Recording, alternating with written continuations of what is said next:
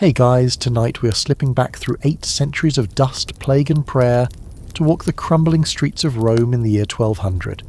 Imagine, right now, the hiss of a tallow candle, the distant clang of a blacksmith hammering inside what used to be a pagan temple, and the faint chant of monks drifting over a city that has almost entirely forgotten why the Colosseum exists. You are about to spend a full day, sunrise to deep, velvet night, inside a Rome that would barely recognise itself in a modern postcard. And honestly, you probably would not survive the first 48 hours. Between the malaria, the street brawls, and whatever is floating in your drinking water, this is not the toga party you were promised. So before you get comfortable, take a moment to like the video and subscribe, but only if you genuinely enjoy what I do here. Also, drop a comment and tell me where you are listening from and what time it is where you are. Always love reading those. Now, dim the lights, maybe turn on a fan for that soft background hum, and let's ease into tonight's journey together. You open your eyes. The first thing you notice is the smell. It is not terrible, not yet anyway, but it is layered. Wood smoke curling from a dozen cook fires, damp stone that has not been properly dry since the last flood, the sour tang of a chamber pot that someone on the floor above you has not yet emptied, and beneath all of it, a strange mineral earthiness that is just the Tiber River doing its thing a few streets away. You're lying on a straw-stuffed pallet in a narrow room on the second floor of a building that a modern architect would condemn before finishing their coffee. This is an insula, not the grand 5-story apartment blocks of ancient Rome, but a shrunken medieval descendant, a 2 or 3-story stone and timber structure wedged into a streetscape so tight that you could lean out of your window and almost shake hands with your neighbour across the alley. The light filtering through the single shuttered opening is pale and grey. Dawn in Rome, early autumn, around the year of our Lord 1200. Outside, a rooster is losing an argument with another rooster. Somewhere below you, a woman is singing something repetitive and vaguely devotional, while slapping laundry against stone. Welcome to the eternal city. Except right now, it does not feel particularly eternal. It feels exhausted. Here is the thing that would stagger you most if you'd been magically teleported from the present day. Rome is tiny. The imperial city once held over 1 million people, possibly more. Scholars still argue over the peak population. Some say it crested at 1.5 million, others are more conservative. But everyone agrees on the direction of the graph, and it points straight down. By 1200, the population has collapsed to somewhere between 30,000 and 40,000 people. Let that sink in. This is a city built for 1 million, now occupied by a mid-sized modern college campus worth of residents. Entire neighbourhoods have been abandoned. The old imperial forums are waist-deep in rubble and vegetation. Cattle graze on the Aventine Hill. The Palatine, where emperors once held court, is mostly a tangle of vines, crumbling brick, and the occasional hermit who has set up shop in a ruined hall. The inhabited zone has contracted into a bend of the Tiber, roughly corresponding to what tourists today call the historic centre, the area around the Campus Martius, the low ground near the river. People cluster there because that is where the water is, where the markets are, where the churches are, and frankly, because wandering too far into the abandoned zones is asking for trouble. Wolves have been spotted inside the Aurelian walls within living memory. Actual wolves in Rome. Let that image settle over you like a heavy wool blanket. You swing your legs off the pallet and plant your bare feet on a floor that is cool and slightly gritty. The room is small, maybe 8 feet by 10, and you share it with at least one other person, possibly more. Privacy, as you understand it, does not exist here. The concept of a bedroom belonging to a single individual is a luxury so far in the future it might as well be science fiction. Your belongings, such as they are, sit in a wooden chest at the foot of the pallet. A spare tunic, a leather belt, a small knife, a wooden comb missing 2 teeth, and a devotional medal stamped with the image of a saint whose name you cannot quite pronounce. That is roughly the sum total of your worldly possessions, and by the standards of your neighbourhood, you are doing fine. You pull the tunic over your head, cinch the belt, and step toward the doorway. The stairs down to the street level are narrow and creak in a way that suggests they were last repaired during the previous Pope's reign, and nobody is in a hurry to do it again. The ground floor of your building might be a workshop or a tavern, or simply a storage room piled with firewood and sacks of grain. The arrangement varies from block to block, but the principle is the same everywhere in this cramped, rewired medieval city. You live on top of where you work. You work on top of where you store things, and you store things on top of whatever Roman ruin happens to be underneath you. Layers upon layers upon layers, this city is a lasagna of history, and you are just the latest noodle. You step outside and the alley greets you with a thin stream of something you choose not to examine running down its centre. The buildings lean toward each other overhead, their upper floors jutting out on timber brackets to steal a few extra square feet of living space, which means the sky is reduced to a narrow ribbon of grey-blue light above your head. A cat, skinny, one-eared, deeply unimpressed by your existence, watches you from a window ledge across the way. Two children sprint past you, barefoot, chasing something that might be a ball or might be a terrified rat. It is genuinely hard to tell. You take a breath, orient yourself by the sound of the nearest church bell, because that is how navigation works here, and begin walking toward the heart of the city. Your day in Rome 1200 has officially begun. The first thing that hits you as you emerge from your alley into a wider street, and wider here means perhaps 12 feet across, which counts as a boulevard, is the skyline. Forget everything you know about modern Rome's domes and piazzas. There is no dome of St. Peter's yet, not in the form you would recognise. Old St. Peter's Basilica stands out on the Vatican Hill, sure, but it is a sprawling, somewhat ramshackle 4th century structure that has been patched and added to so many times it looks like a building designed by a committee that never met. What dominates the skyline instead are towers, dozens of them, scores of them, bristling up from the rooftops like the quills on a startled porcupine. These are not church bell towers, though there are plenty of those too. These are fortified clan towers, tall, narrow stone structures built by Rome's noble families as a combination of status symbol, military strongpoint and architectural middle finger to the family across the street. The Frangipani family has towers clustered around the Colosseum and the Arch of Titus. The Piazzas have fortified the Theatre of Marcellus so thoroughly it barely looks like a Roman theatre anymore. The Conti family, who are having a very good century because one of their members just became pope, have towers in the area near the old imperial forums, and the two great rival clans, the Orsini and the Colonna, are building their power bases on opposite sides of the city in a slow-motion chess match that will explode into open warfare repeatedly over the coming decades. Historians still argue whether Rome in this period had as many as 150 clan towers, or closer to 300. The exact number keeps shifting depending on which chronicle you trust, and how you define tower versus fortified house. But the visual effect is undeniable. This is a city at war with itself, and the architecture proves it. Every major family has turned their neighbourhood into a fortress. Streets can be barricaded in minutes. Towers are connected to each other by wooden bridges at the upper levels, so that defenders can move between positions without touching the ground.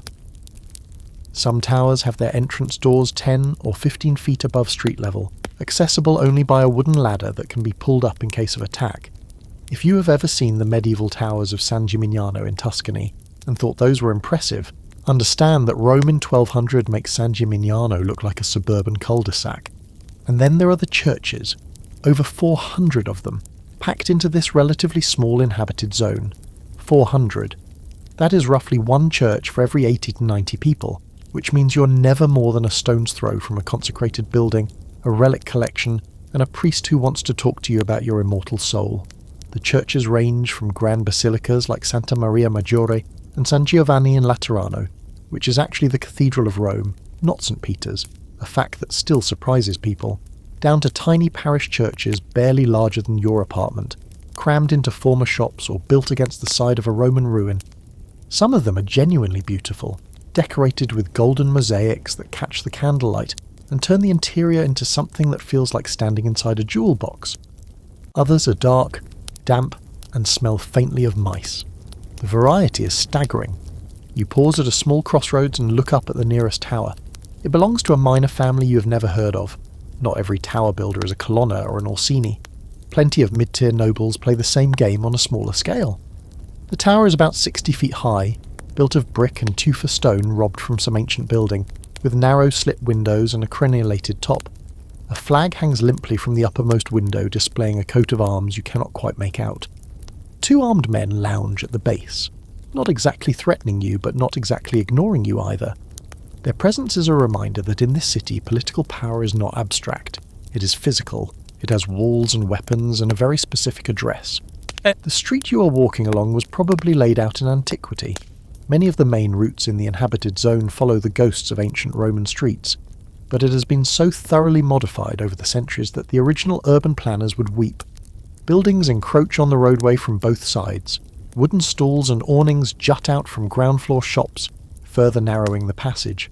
A donkey loaded with firewood is coming toward you, and there is genuinely not room for both of you, so you press yourself against a wall and let it pass, which is a social interaction that happens roughly 40 times a day in this city, and nobody thinks twice about it. You notice something peculiar about the building you're pressed against. Its lower courses are made of enormous stone blocks, perfectly cut, tightly fitted, clearly ancient. Above that, the construction shifts to rough medieval masonry, brick and mortar, much cruder. You are literally leaning against the fusion point of two civilizations. The bottom half of this building might be 1,000 years older than the top half. Nobody on this street considers this remarkable. To a Roman of 1200, ancient ruins are not heritage sites to be preserved. They are quarries to be exploited, foundations to be built upon, walls to be incorporated. The concept of archaeological preservation is about 6 centuries away from being invented, and frankly, when you're trying to keep rain off your family and rivals out of your neighbourhood, a nicely cut ancient block of travertine is just a very convenient building material. A church bell begins to ring somewhere to your left, a deep resonant bronze note that rolls across the rooftops. Then another bell answers from a different direction, slightly higher in pitch, then another. Within 30 seconds, the air is full of overlapping bell sounds, a ragged, beautiful, slightly chaotic chorus that is the medieval Roman equivalent of checking your phone for the time. It is the hour of prime, roughly 6 in the morning, and the city's 400 churches are all announcing it at once, each slightly out of sync with the others, creating a sound that is less a coordinated announcement and more a rolling wave of bronze washing across the rooftops. You will hear this sound at every canonical hour throughout the day, and by nightfall you will have stopped consciously noticing it. The same way you stop noticing traffic noise in a modern city. It just becomes the soundtrack of existence. You keep walking. The street opens into a small piazza, not a grand public square, just a widening in the road where a fountain trickles water from a lead pipe into a stone basin. A few women are gathered there, filling clay jugs and talking in rapid, animated voices. A dog sleeps in a patch of early sunlight. An old man sits on a stone bench that is almost certainly a repurposed piece of ancient cornice, eating something from a wooden bowl. The piazza is overlooked by a church, of course it is, whose facade is decorated with fragments of ancient marble columns, reused and slightly too large for the structure, giving it the look of a child wearing an adult's jewellery. This is your city. This is Rome, 1200. A place where beauty and decay have gotten so tangled up together that you cannot separate them without destroying both. So who actually runs this magnificent, crumbling, tower-bristling mess? The answer, like everything in medieval Rome, is complicated, contested, and likely to get someone stabbed. In theory, Rome is the seat of the papacy, the spiritual capital of Western Christendom, and therefore the Pope's city. In practice, the relationship between the Pope and the city of Rome is roughly as smooth as dragging a cat across a cheese grater. The popes have been fighting with the Roman populace for decades, sometimes centuries, over who gets to control what, and in the year 1200, the latest round of this eternal struggle has just produced one of the most formidable players the papacy has ever seen, Innocent III. Lotario dei Conti di Segni, that is his birth name, and yes, he is from the Conti family, the same clan with the towers near the imperial forums, became Pope Innocent III in January of 1198, at the startlingly young age of 37. Young for a pope, especially one who would go on to become arguably the most powerful pope of the entire Middle Ages. He is brilliant, ambitious, legally trained, and absolutely convinced that the Pope should be the supreme authority not just in spiritual matters, but in temporal politics across all of Europe. He calls himself the Vicar of Christ, a title that previous popes used loosely, but that Innocent wields like a sharpened blade. Under his leadership, the papacy will launch the Fourth Crusade, which will go hilariously, tragically sideways and end up sacking Constantinople instead of liberating Jerusalem, and the Albigensian Crusade against the Cathar heretics in southern France. He will also convene the Fourth Lateran Council in 1215, one of the most important church councils in history, which will reshape everything from marriage law to confession requirements to the rules about relics. But you do not know any of that yet, because you are standing in a piazza in Rome in 1200, and your primary concern is breakfast. What you do know, as a resident of this city, is that the Pope's return to Rome after decades of instability has brought a measure of order and, more importantly, money. The papal court, the Curia, is an enormous bureaucratic machine that employs scribes, lawyers, accountants, messengers, servants, cooks, and guards. It attracts petitioners from all over Europe who come to Rome to have legal disputes settled, to seek dispensations, to beg for favours, and all of those people need places to stay, food to eat, and services to consume. The papacy is, in a very real sense, Rome's largest employer and its primary economic engine.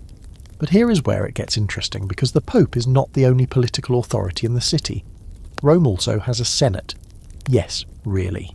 Not the ancient Roman Senate that died with the Republic roughly 1200 years ago, but a revived medieval version that was established in a popular uprising in 1143 and has been a thorn in the papacy's side ever since. The medieval Roman Senate is based on the Capitoline Hill in a building called the Palazzo del Senatore, and it is led by a senator, sometimes one, sometimes two, sometimes a whole council, depending on which year you're asking about and who staged the most recent coup.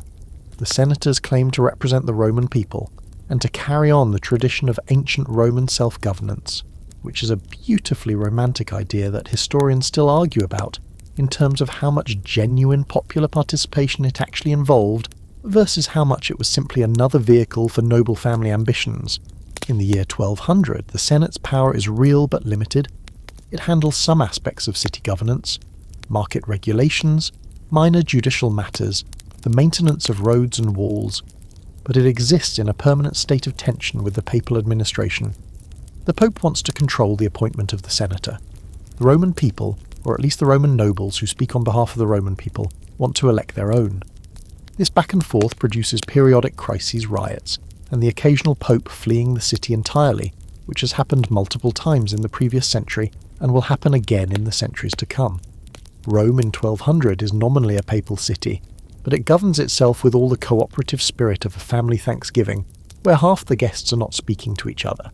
And beneath the Pope and the Senate there is a third layer of power, the noble clans themselves, the Orsini, the Colonna, the Frangipane, the Pierleoni, the Annibaldi, the Savelli.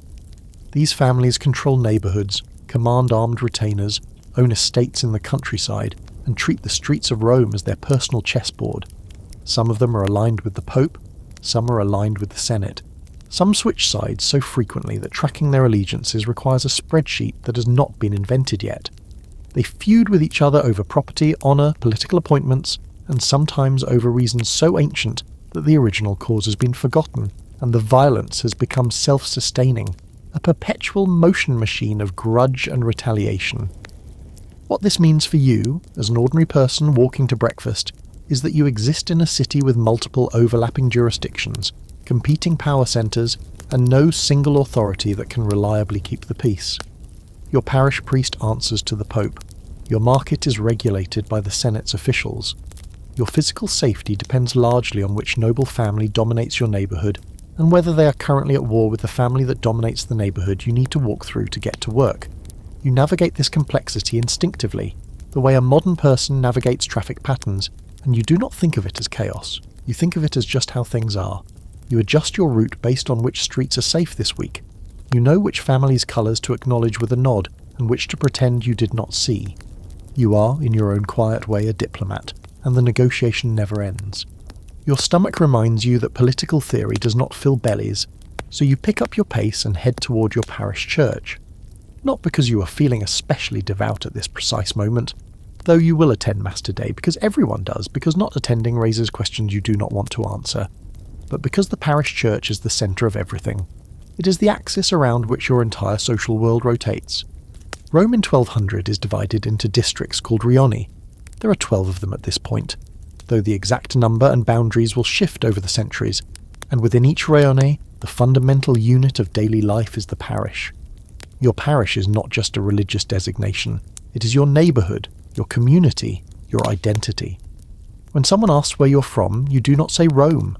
You say the name of your parish church, I'm from San Lorenzo in Lucina, or I am from Santa Maria in Trastevere, and that single phrase tells the listener everything they need to know about your social standing, your likely occupation, your probable allegiances, and whether they should trust you with a small loan. The parish church itself is a modest building, stone walls, a timber roof, a small bell tower that was probably the tallest structure in the immediate area before the noble families started their competitive tower building frenzy. You push open the heavy wooden door and step inside. The interior is dim, lit by a few candles and whatever daylight manages to struggle through the narrow windows. The walls are painted, not uniformly, not by a single artist, but in patches. Here is a faded fresco of the Virgin and Child, probably painted 30 years ago and already flaking. There is a more recent image of St. Lawrence on the gridiron, his expression serene despite the fact that he is literally being barbecued, which is the kind of image that medieval Christians found both inspiring and totally normal. The floor is uneven, a mix of stone slabs and packed earth, and it is worn into grooves by generations of feet shuffling to the same positions every Sunday. The priest is already here, Father Giovanni, let us call him, a short, round man in his 50s with a tonsured head and ink stains on his fingers. He is not a scholar, and he is not a saint. He can read Latin mostly, though his pronunciation would make a university theologian wince. He delivers sermons in the local dialect, a rolling, gutsy proto-Italian that sounds nothing like the smooth Tuscan that Dante will later elevate into a literary language. Father Giovanni knows every person in this parish by name. He baptized your neighbour's baby last month. He heard your confession last week, and you are both pretending that the sin you confessed was not really that bad. He adjudicates disputes over property lines, inheritance, and who stole whose chicken, and his rulings carry genuine weight because the parish is, in many cases, the closest thing to a functioning local court that ordinary people have access to. Here is a quirky detail that gives you a feel for how deeply the parish penetrates daily life. Births, deaths, and marriages are not recorded by any civil authority. There is no city hall with a registry office. The only record of your existence in any official sense is the parish register kept by Father Giovanni in a leather-bound book in the vestry. If there is ever a dispute about your age, your parentage, or whether your marriage is legitimate, the evidence comes from that book and from the priest's memory. Historians still argue about how consistently these early parish records were actually maintained. Some parishes were meticulous, others were apparently run by priests who considered record-keeping an optional activity. But the principle was clear. The church documented your life, and without the church, you were, in a bureaucratic sense, invisible. You greet Father Giovanni with a nod, touch your fingers to the holy water font near the door. The water is tepid and slightly murky, and you try not to think about how many fingers have been in it today, and take your place on a rough wooden bench near the back. The church is filling up slowly. Your neighbours arrive in ones and twos, stamping mud from their shoes, exchanging gossip in low voices. Old Maria, who sells herbs in the market and is widely suspected of knowing more about the healing arts than she lets on, settles onto the bench next to you with a sigh that suggests her knees are not what they used to be. Behind you, the baker's apprentice is trying very hard not to fall asleep, a battle he will lose within 10 minutes. Mass itself is in Latin, which you understand in fragments. You know the responses. You recognise the major prayers. You can follow the general shape of the liturgy, but the finer theological points sail over your head like birds over a rooftop. This is entirely normal. The Mass is not designed to be an intellectual exercise for the laity. It is a sacred ritual, a mystery in the ancient sense of the word, and your job is to be present, to receive the sacrament, and to let the holiness wash over you like the sound of those bells you stopped noticing 3 paragraphs ago. Father Giovanni's sermon, when he gives one, is in the vernacular and tends to focus on practical morality. Do not steal, do not commit adultery, pay your tithes, and be kind to your neighbours because God is watching, and also because your neighbours will set your workshop on fire if you cross them, which is less a theological argument and more an observation about how the neighbourhood works. After Mass, the church becomes something else entirely. A social club, a news exchange, a place where deals are struck and rumours are traded. You linger near the door, and within 5 minutes you learn that the grain shipment from the countryside was delayed by flooding, that the Orsini family's men beat up a Colonna supporter near the Pantheon last night, that a new relic has arrived at a church across the river, supposedly a finger bone of St. Bartholomew, though there are already enough finger bones of St. Bartholomew floating around Europe to furnish the saint with approximately 47 fingers, and that the butcher's daughter is getting married next month to the tanner's son, which everyone agrees is a step down for the butcher's family, but the tanner's family has a better house, so maybe it balances out. This is your morning news, your social media, your community bulletin board. The parish church provides it all, and the only subscription fee is your immortal soul and roughly 10% of everything you earn. Speaking of which, you're now genuinely hungry. The morning light has strengthened, the early grey giving way to a pale autumn gold, and your body is reminding you that it needs fuel. You head back to your building, where the household, and it is a household rather than a family in the modern nuclear sense, because medieval Roman living arrangements are fluid, and often include extended relatives, servants, apprentices, and the occasional lodger, is assembling around a rough wooden table for the first meal of the day. Breakfast in Rome 1200 is not a production. There is no espresso, obviously. Coffee will not arrive in Europe for another 4 centuries, which is frankly the most devastating fact in this entire script. There is no pasta in any form you would recognise, no tomatoes, no potatoes. Those are all waiting in the Americas for someone to come and discover them. What there is, sitting on the table in front of you, is bread. Dense, coarse, heavy bread made from a mix of wheat and whatever other grain was cheap this season. Millet, spelt, sometimes barley. It has a thick crust that could arguably be used as a defensive weapon, and an interior that is chewy, slightly sour, and filling in a way that modern supermarket bread simply is not. You tear off a piece and dip it in a cup of watered wine. Everyone drinks watered wine in the morning, including children, because the alcohol content is low and the water supply is questionable, and wine is at least somewhat antiseptic, though nobody in 1200 understands the science behind that. They just know that people who drink wine get sick less often than people who drink straight from the Tiber, and they have drawn the practical conclusion without waiting for germ theory. Alongside the bread there is a small dish of cooked beans, fava beans most likely, which have been a staple in central Italy since antiquity. There might be some cheese, a hard salty variety made from sheep's milk in the countryside around Rome. If the season is right and the markets are well supplied, there could be some fruit, figs especially, which grow abundantly in the Roman climate, or grapes just past their peak. On a good day you might see an egg. On a bad day it is bread and water, and you're grateful for both. The ancient Romans, as you may know, were elaborate eaters. The wealthy ones at least feasted on dormice dipped in honey, flamingo tongues, garum fish sauce on everything, and wines flavoured with lead, that last one being less a deliberate choice and more an accidental poisoning program that some historians believe contributed to the decline of the empire, though scholars still argue furiously about the actual impact of lead poisoning on Roman elites. The point is, the culinary tradition of imperial Rome was complex, sophisticated, and in some cases genuinely insane.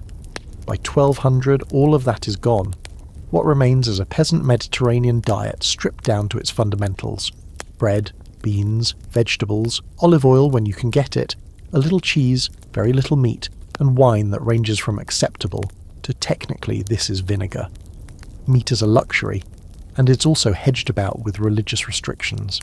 The church calendar, which remember governs everything, mandates fasting and abstinence on a staggering number of days per year. Every Friday's a fast day, every Wednesday too in many communities. The 40 days of Lent, Advent, Ember Days, various vigils before feast days. When you add it all up, roughly a third to nearly half of the days in the year involve some form of dietary restriction, usually meaning no meat, no dairy, no eggs. On those days you eat bread, vegetables, and if you can afford it, fish, which in landlocked-ish Rome means salt fish, dried fish, or whatever was pulled out of the Tiber that morning and is still marginally edible. Here is a detail that might surprise you. Olive oil, which modern people associate almost instinctively with Italian cuisine, is not as ubiquitous in medieval Rome as you might expect. The olive groves that once carpeted the Roman countryside have declined along with the population, and while oil is still produced and consumed, it is not cheap. Animal fat, lard mostly, does a lot of the cooking work for people who can afford fat at all. The idea of Italy as a land of olive oil and fresh tomatoes and basil is a much, much later invention, and a medieval Roman transported to a modern Italian restaurant would recognise almost nothing on the menu, which is a thought that should make you look at your own dinner tonight with a little more gratitude. You eat your bread and beans slowly, because chewing this bread is an aerobic exercise, and you wash it down with your watered wine, which tastes flat and slightly sweet. The other members of the household eat in approximate silence. not out of any rule, but because the morning is early and the day will be long and nobody has the energy for conversation yet. A child of perhaps 5, belonging to your cousin or your landlord or some complicated family relationship that you stopped trying to map a long time ago, is picking at a piece of bread and smearing bean paste on the table, which earns a sharp look from the woman who cooked the meal, but no verbal reprimand. Children are expected to eat, not to eat neatly. The cooking itself happened over a small fire in a stone hearth, not a fireplace in the modern sense, with a chimney and a mantel, but a more primitive arrangement. A recessed area in the wall with a flat stone for a base and a rough channel cut into the masonry to carry some of the smoke upward and outward. It does not carry all of the smoke, which is why the ceiling above the cooking area is black with soot, and why everyone in this household has a faint persistent cough that they regard as simply a normal feature of being alive. Cooking fires are also a constant danger. In a city of timber-framed buildings packed tightly together, a stray spark can eat an entire neighbourhood in hours, and it has done so multiple times within living memory. There is no fire department. When a fire breaks out, the response is neighbours with buckets, and if that does not work, the response is pulling down adjacent buildings to create a fire break and hoping for the best. The charred scars of old fires are visible throughout the city, gaps in the streetscape where buildings used to stand before the flames came, and then nobody rebuilt because there is no insurance, no municipal reconstruction fund, and sometimes no surviving owner. You finish your meal, wipe your hands on your tunic, napkins are a luxury you have heard about but never used, and push back from the table. The day is still young, the bells are ringing terse, the mid-morning office, and the city is fully awake now, its streets filling with people and animals and noise. It is time to go to work, and in Rome 1200, work is a word with a very particular and very physical meaning. One of the first things you need to do this morning, before work, before anything else becomes possible, is fetch water. And this mundane, annoying daily chore is where the gap between ancient Rome and medieval Rome becomes painfully, viscerally clear. Ancient Rome had aqueducts, 11 of them, at the height of the empire, carrying millions of gallons of fresh mountain water into the city every single day, feeding public fountains, private homes, the great imperial baths that could hold thousands of bathers at once. The Roman water system was one of the engineering marvels of the ancient world, a network so sophisticated that some of its principles are still used in modern hydraulic engineering. It was also, and this is the tragic part, almost entirely dependent on maintenance. When the empire fell and the barbarian invasions swept through Italy in the 5th and 6th centuries, the aqueducts were damaged, some deliberately cut during sieges, others simply neglected as the administrative structures that maintained them collapsed. By 1200, most of the 11 aqueducts are shattered, their arches marching across the Campagna like the ribcage of some enormous dead animal. Only 1 or 2 still function, and even those deliver only a fraction of their original capacity. The great public baths are ruins. The fountains that once splashed on every corner are dry, their basins filled with dirt and debris, sometimes repurposed as animal troughs or trash receptacles. So where does your water come from? 3 sources, each with its own problems. First, wells. The water table beneath Rome is shallow enough in many areas to be accessible by simple wells, and there are dozens of these scattered through the inhabited neighbourhoods. The water they produce is drinkable mostly, though it often tastes of minerals and occasionally of things you would rather not contemplate, given the lack of any separation between the city's water supply and the city's waste disposal. Second, the Tiber River, the great muddy, slow-moving Tiber, which winds through the centre of the city and serves simultaneously as water source, sewer, dump, and transportation route. People do drink from the Tiber. They also wash in it, dump refuse in it, and use it to dispose of things that we will not discuss before lunch. The quality of the water varies by season and by how recently it has rained, but at its best it is brownish, and at its worst it is genuinely hazardous.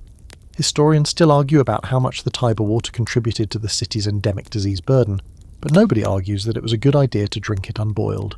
Third, and this is the lifeline, there are a handful of ancient fountains still fed by the 1 or 2 functioning aqueduct channels. These are precious, almost sacred spots. The water that flows from them is visibly cleaner than anything else available, and the areas around these fountains become natural gathering places, social hubs, contested resources. People come from across the city to fill their jugs here, and on hot summer days the lines can be long and tempers short.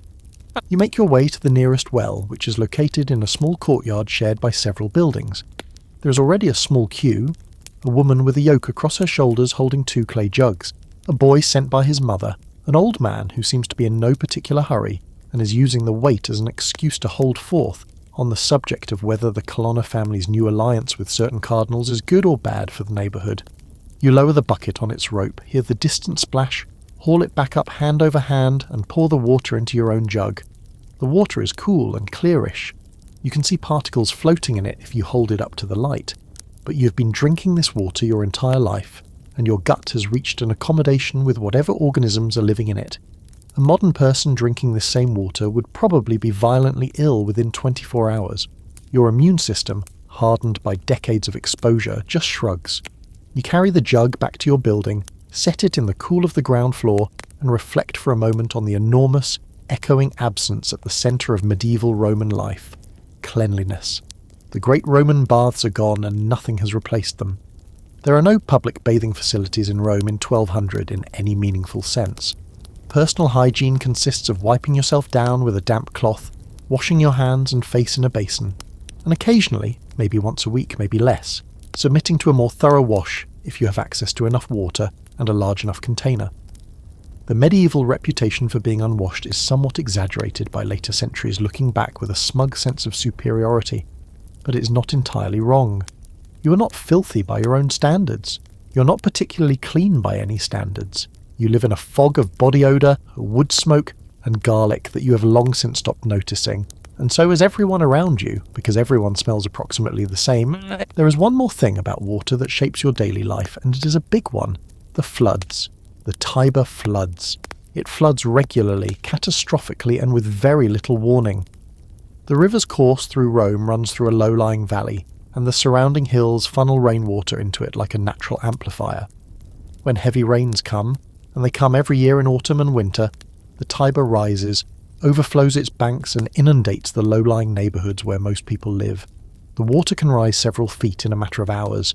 It pours through ground-floor rooms, soaks stored food, drowns livestock, and leaves behind a thick coat of mud and filth that takes weeks to clean up. Major floods can kill people outright. Minor floods are simply accepted as a recurring inconvenience, like taxes or the neighbour's rooster. You have lived through several floods.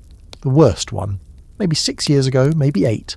The exact dates blur together, sent water up to the second floor of the buildings near the river. People stood on rooftops and watched their possessions float away. The churches organised relief. The Pope sent prayers. The water eventually receded, as it always does, and people cleaned up, rebuilt, and moved back in. Because where else are they going to go? The Tiber giveth and the Tiber taketh away, and the Romans of 1200 accept this with a fatalism that borders on the philosophical.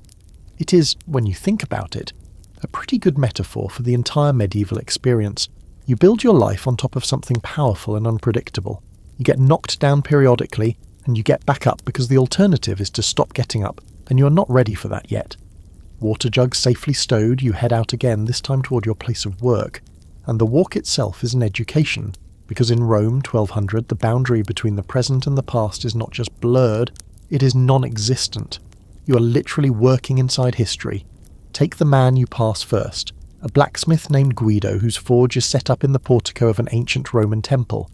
The temple's columns, marble, fluted, still standing after 1,000 years, provide a ready-made shelter.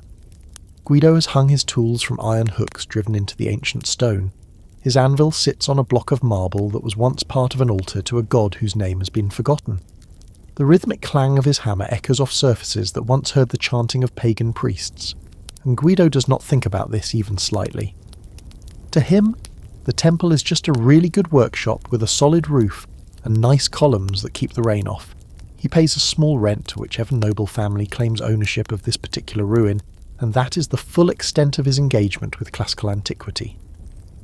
This pattern repeats everywhere you look. A tanner has set up his reeking operation, and tanning truly reeks, involving as it does animal hides soaked in urine and other substances that make your eyes water from 50 feet away, beside a triumphal arch. The arch, built to commemorate some emperor's victory, is now half buried in accumulated earth. its carved reliefs depicting battle scenes and captured barbarians slowly eroding under the weather. The tanner uses its shade in summer and its windbreak in winter. A family of rope makers has colonised a section of the old porticus of Octavia, stringing their cords between ancient columns and working in a space that was once part of a monumental public building complex. A wine merchant stores his barrels in a vaulted chamber that was probably part of the substructure of a Roman bath. Nobody has any idea what these buildings were originally for, and nobody particularly cares. They are just the landscape, the given environment, the bones of the earth. Here is where it gets even more interesting. The Romans of 1200 are not merely occupying the ruins, they're actively dismantling them. The ancient buildings of Rome are the city's primary source of building material. Need cut stone? Go chip it off a Roman temple. Need bricks? The old imperial structures are made of millions of them. Need marble? The forums are littered with columns, cornices and decorative panels that can be sawed up and reused. Or, and this is the one that really makes modern archaeologists twitch, burned for lime. Yes, some of the finest marble sculptures and architectural elements of the ancient world were fed into lime kilns by medieval Romans who needed marute for their masonry. The lime kilns, which produced the calcium oxide necessary for making mortar, were often set up right next to the ruins, so the workers did not have to carry the marble very far. This is not vandalism in any meaningful sense. It is survival, pragmatism, the completely logical recycling of available resources by people who have no concept of archaeological heritage, and would find the idea baffling if you tried to explain it. Your own workplace, where you arrive after a 10-minute walk through streets that have been growing steadily more crowded, is a modest workshop in a building that sits on, you guessed it, ancient foundations. You are a craftsman of some kind. Let us say you work leather, making belts, straps, pouches, the occasional pair of shoes for customers who can afford new ones rather than patching their old ones until the patches have patches. Your workshop is a ground floor room about 12 feet square, open to the street through a wide doorway that also serves as your display window. Your tools hang on the walls, knives, awls, needles, a wooden last for shaping shoes. A bench runs along one wall, scarred and stained from years of use. The smell of leather, tanning agents, and the wax you use for waterproofing fills the space with a thick, organic aroma that is not unpleasant but is definitely assertive. You work alongside one or two others, maybe an apprentice, a boy of 12 or 13 who was placed with you by his family to learn the trade, and possibly a journeyman who has finished his training but not yet set up his own shop. The apprenticeship system in Rome 1200 is not yet as formalised as it will become in later centuries, when guilds will develop elaborate hierarchies and regulations. In this period, the guilds, or arti as they are called in Italian, are still in their early stages of formation. They exist, they have some collective identity and some regulatory power, but the rigid guild structures with their strict entry requirements, their masterwork examinations, and their monopoly controls are still developing. Historians still argue about exactly when the Roman guilds became true guilds in the full medieval sense.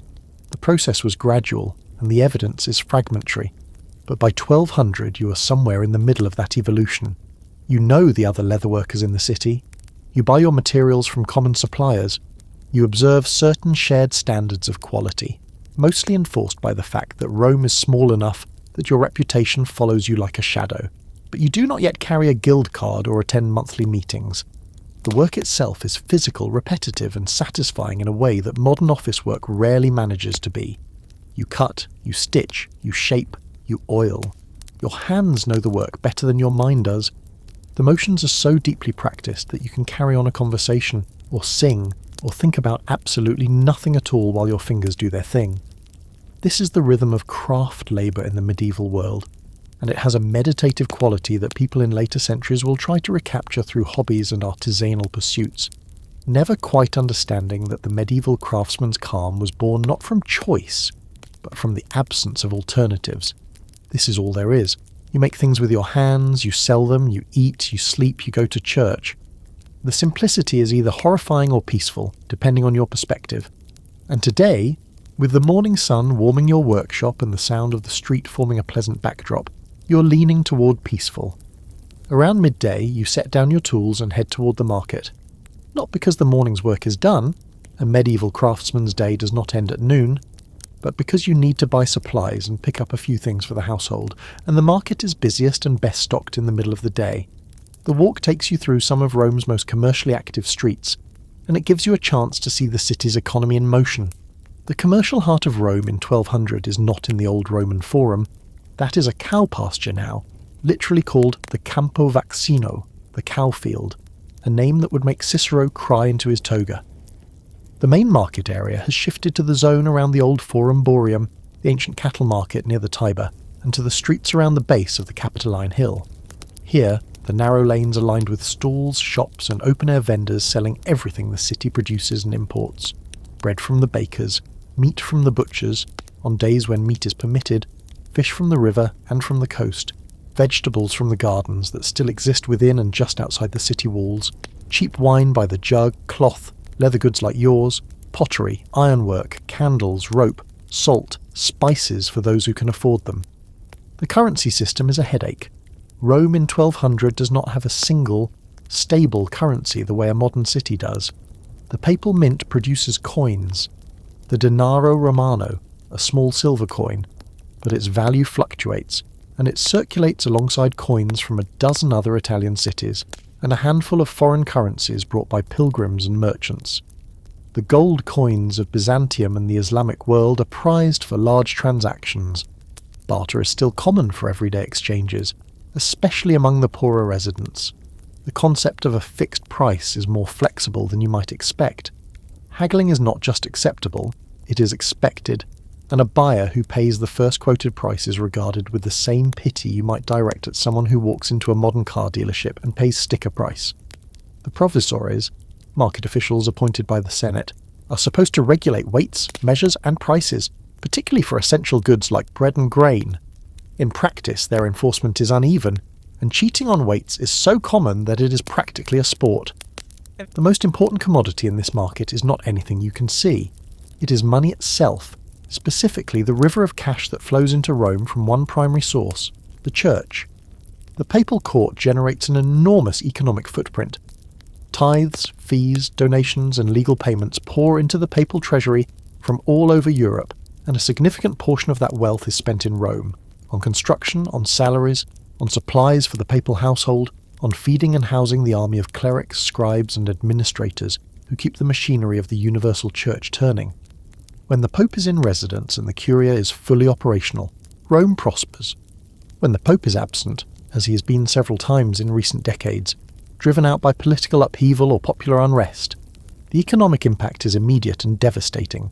Shops close, markets thin, the pilgrim hostels stand empty, the city contracts like a lung exhaling. Pilgrims are the second great economic engine. They arrive year-round, but especially during the major feast days, Christmas, Easter, the feast days of Peter and Paul, and they need everything. Food, lodging, guides, souvenirs, candles for their church visits, and above all, access to the relics and holy sites that they have travelled hundreds or thousands of miles to see.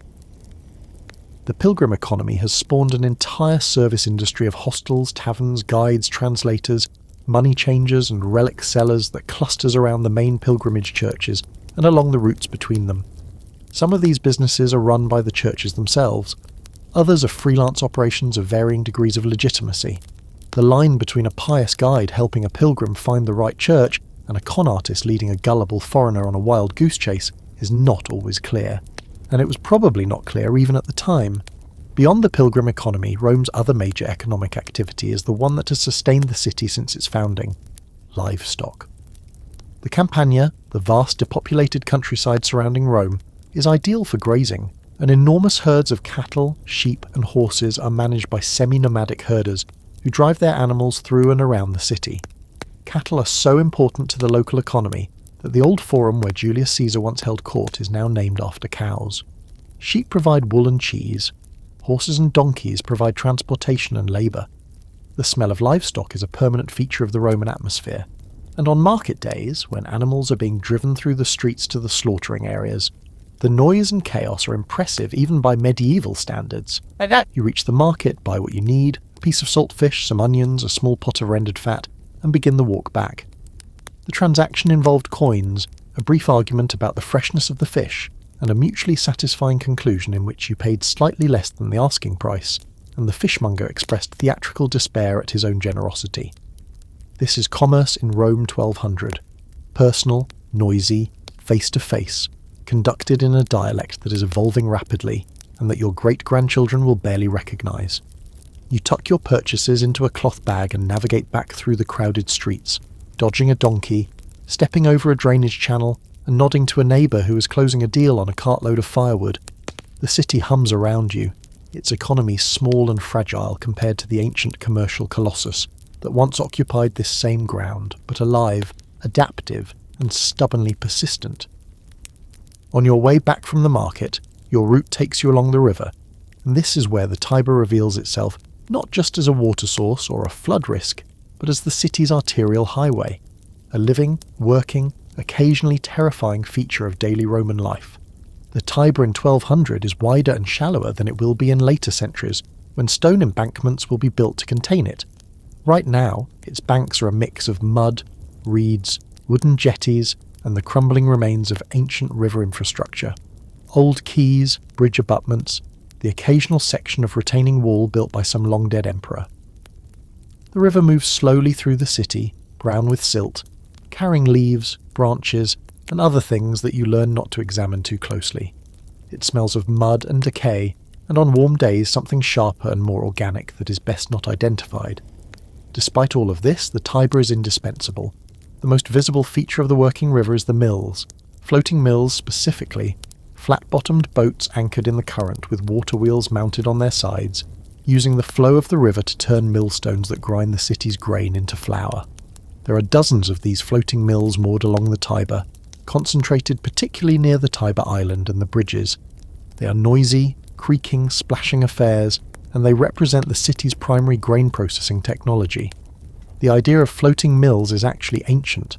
Historians believe they were first deployed on the Tiber during the Gothic siege of Rome in the 6th century, when the besiegers cut the aqueducts that powered the city's land-based mills, and the desperate defenders anchored boats in the current as an improvised substitute. The improvisation became permanent. 600 years later, the floating mills are still there, still grinding, still essential. The river also serves as a transportation route, though a limited one. Small boats carry goods up and down the Tiber, connecting Rome to the river port of Ostia, which provides access to the Mediterranean coast. The trade is modest compared to the ancient days when enormous grain ships from Egypt and North Africa unloaded at Ostia to feed the million-person metropolis, but it still matters. Wine, oil, salt and building materials come upriver. The boats are flat-bottomed and shallow-drafted, designed for a river that can be treacherous with sandbars and sudden changes in depth. Going upstream requires either rowing or, on the lower stretches, teams of oxen or men on the bank hauling the boats against the current with ropes, a slow and exhausting process that speaks to the general inefficiency of pre-industrial transportation. Fish traps are another common sight. Wicker weirs and nets strung across sections of the river channel catch whatever the Tiber offers. Eels, mostly, which are a significant food source, and will remain so for centuries. Eel from the Tiber is a Roman delicacy, or at least a Roman necessity, and it appears on the tables of both rich and poor, especially during the many fast days when meat is forbidden, but fish is permitted. The eels are cooked in ways that range from simple grilling to being baked in pies, and they are so culturally significant that they will show up in medieval poetry and legal documents about fishing rights. Historians still argue about whether the medieval Tiber eels were the same species as the ones that survive in the river today, and the answer appears to be mostly yes, though the population has declined dramatically. The bridges are the river's most important infrastructure. In 1200, there are only a handful of usable bridges across the Tiber, down from the dozens that serve the ancient city. The most important is the Pons Aelius, the bridge leading to the Castel Sant'Angelo, which is itself the repurposed tomb of the Emperor Hadrian, now serving as a papal fortress. The Tiber Island, that boat-shaped chunk of land in the middle of the river, is connected to both banks by ancient bridges that have been repaired so many times they are essentially new structures on old foundations. Each bridge is a bottleneck, a choke point where traffic slows to a crawl, and where, not coincidentally, vendors set up stalls to sell to the captive audience of people waiting to cross. Bridges are also, in times of political violence, strategic objectives. Control a bridge and you control movement between the neighbourhoods on either side of the river. The Trastevere district, on the west bank, has a distinct identity partly because the river separates it from the rest of the city, and crossing the bridges to get there feels like entering a slightly different world. You stand on the riverbank for a moment, watching a floating mill turn in the current, its wheel throwing off droplets that catch the midday sun. A fisherman in a small boat is checking his nets downstream, moving with the practiced economy of someone who has done this every day for decades. On the far bank, a group of women are doing laundry, beating wet cloth against flat stones in a rhythm that carries faintly across the water. The scene is peaceful, almost pastoral, which is ironic given that the river you are gazing at is also the city's primary sewer, and will, in a few weeks or months, rise up and try to drown everyone within a quarter-mile of its banks. But right now, in this soft midday light, with the mill wheel turning and the water murmuring against the ancient stone of the bridge piers, the Tiber is the most beautiful thing in Rome. You allow yourself a moment of appreciation, which is a very medieval thing to do. Medieval people were not blind to beauty, they just experienced it in a context where beauty and danger and practicality were all tangled together in ways that modern sensibilities tend to separate. The river is lovely. The river will kill you. Both things are true at the same time. Back at your workshop, you settle onto your bench and return to the leather you were working before the market trip. As you stitch, you become aware, in the absent-minded way of someone who does physical work all day, of your own body, your clothing, your skin, the way you present yourself to the world. And this is worth pausing on, because what you are wearing and how you look tells a very specific story. Your tunic is made of undyed wool. It falls to roughly your knees, belted at the waist with a strip of leather, and it is the single most common garment in your wardrobe, by which I mean you own two of them and you alternate between them, washing one while wearing the other on a cycle that is dictated more by opportunity than by any regular schedule. Under the tunic you wear a linen shirt, thin, slightly yellowed, softer against the skin, that serves as your base layer and your underwear, because dedicated undergarments in the modern sense are not really a thing for men of your social class. Your legs are covered by hose, two separate tubes of cloth or leather, one for each leg tied to the belt at your waist with laces called points. This arrangement is less secure than it sounds and requires periodic adjustment, which is why medieval men are frequently depicted fiddling with their legwear. It is the medieval equivalent of pulling up your pants, and it happens about as often. On your feet you wear leather shoes, turn shoes specifically, meaning they were stitched inside out on a last and then turned right side out, which produces a smooth exterior and a seam on the inside. They have thin soles, no heel, and they offer roughly the same protection from cobblestones and mud as a pair of modern bedroom slippers, which is to say, not much. Better shoes exist, boots, thick-soled shoes for outdoor work, but they cost more, and for indoor workshop labour, your turn shoes are adequate. In wet weather, you might wrap your feet in cloth before putting on the shoes, creating a kind of improvised sock. Actual knitted socks are still rare in this part of Europe, though they exist in the Islamic world and will eventually make their way westward. Your head is either bare or covered by a simple linen coif, a close-fitting cap that ties under the chin, depending on the weather and the formality of the occasion. Hats, in 1200 Rome, are not the extravagant affairs they will become in later centuries. A hood attached to a short cape called a cappuccio serves as your all-weather headgear, and you can push it back off your head when indoors or pull it forward against rain and cold. The overall impression you present is of a man dressed in neutral tones, the browns, greys and off-whites of undyed or lightly dyed wool and linen, who is cleanish, practical and entirely unremarkable. Which is exactly the point. You do not want to be remarkable. Remarkable attracts attention, and attention in this city can be dangerous. Wealthy Romans dress differently, and the differences are instantly legible. A nobleman or a prosperous merchant wears finer wool, sometimes dyed in colours, red, blue, green, using expensive imported dyes. His tunic is longer, reaching toward his ankles, a visible statement that he does not need to do physical labour that would be hindered by long hems. He might wear a mantle or cloak fastened with a metal brooch. His shoes are better made, possibly decorated with punched or incised designs. His wife, if she is in the upper social strata, wears an undergown and an overgown, possibly a veil or wimple covering her hair, and, this is the real marker of wealth, jewellery. Gold rings, silver brooches, strings of coral or amber beads. In a world without bank accounts or stock portfolios, portable wealth worn on the body is both a display of status and a practical investment strategy. If you need to flee the city in a hurry, and medieval Romans sometimes do, you can grab your jewellery and go. There is a quirky detail about medieval Roman fashion that is worth mentioning. Fur. In the colder months, wealthier residents line their cloaks and mantles with fur, rabbit, fox, sometimes the more exotic squirrel belly fur called vair, which is so prestigious that it becomes a symbol of nobility. The sight of a man walking through the streets of Rome in a fur-lined cloak on a crisp December morning is a sign that you are looking at someone who matters, or at least someone who wants you to think he matters.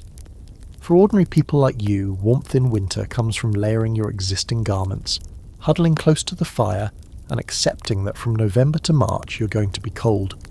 Personal grooming is minimal but not non-existent. Men are generally clean-shaven or lightly bearded. The full, luxurious beards of later medieval fashion have not yet become standard in Italy. Hair is worn at a moderate length, roughly to the ears or jaw. Women keep their hair covered in public, usually with a linen veil or cloth, as uncovered hair on a married woman is considered immodest, and on an unmarried woman is considered an advertisement. Historians still argue about how strictly these norms were enforced in practice. Artistic depictions sometimes show women with visible hair, which either means the rules were flexible or the artists were taking liberties, or both. Teeth are cleaned with cloth and sometimes with twigs, whose ends have been frayed into a brush-like texture. The results are about what you would expect. Teeth in 1200 are not great, but they are actually somewhat better than they will be in later centuries when sugar becomes more widely available and accelerates the rate of decay. Silver linings. Very small, slightly stained silver linings. You glance down at your own hands. Rough, calloused, stained with leather dye, and they tell the story of your life more eloquently than any words could. These are the hands of a working person in a working city, and they are, in their own quiet way, the most honest things about you. The headache starts around mid-afternoon. It creeps in from the base of your skull, a dull, throbbing pressure that makes the light from your workshop doorway feel a shade too bright. You press your fingers against your temples and wonder vaguely if you are getting sick. In Rome 1200, that question carries a weight that no modern person, cushioned by antibiotics and emergency rooms and the simple knowledge of what causes disease, can fully appreciate. Let us talk about your body, your health, and the invisible army of threats that is trying to kill you. The biggest one, the silent, patient, ever-present killer, is malaria. The word itself will not be coined for centuries, but the disease is ancient, and in medieval Rome it is endemic. The Pontine marshes to the south, the marshy lowlands along the Tiber, the pools of stagnant water that collect in the ruins and abandoned neighbourhoods. All of these are breeding grounds for the Anopheles mosquito, which carries the plasmodium parasite that causes the disease. Malaria has been a fact of life in Rome for millennia. It killed popes, it killed pilgrims, it killed invading armies more efficiently than any Roman defence, and it kills ordinary people like you, not always quickly, but with a grinding, cyclical persistence. The fevers that come and go, the chills, the sweating, the weakness that accumulates over years until your body simply cannot fight anymore. You have probably had malaria, multiple times. If you have survived to adulthood in this city, your body has developed a partial resistance, not immunity, but a kind of weary accommodation, the biological equivalent of learning to live with a very annoying roommate. You still get febrile episodes. You still spend days in bed shaking and sweating.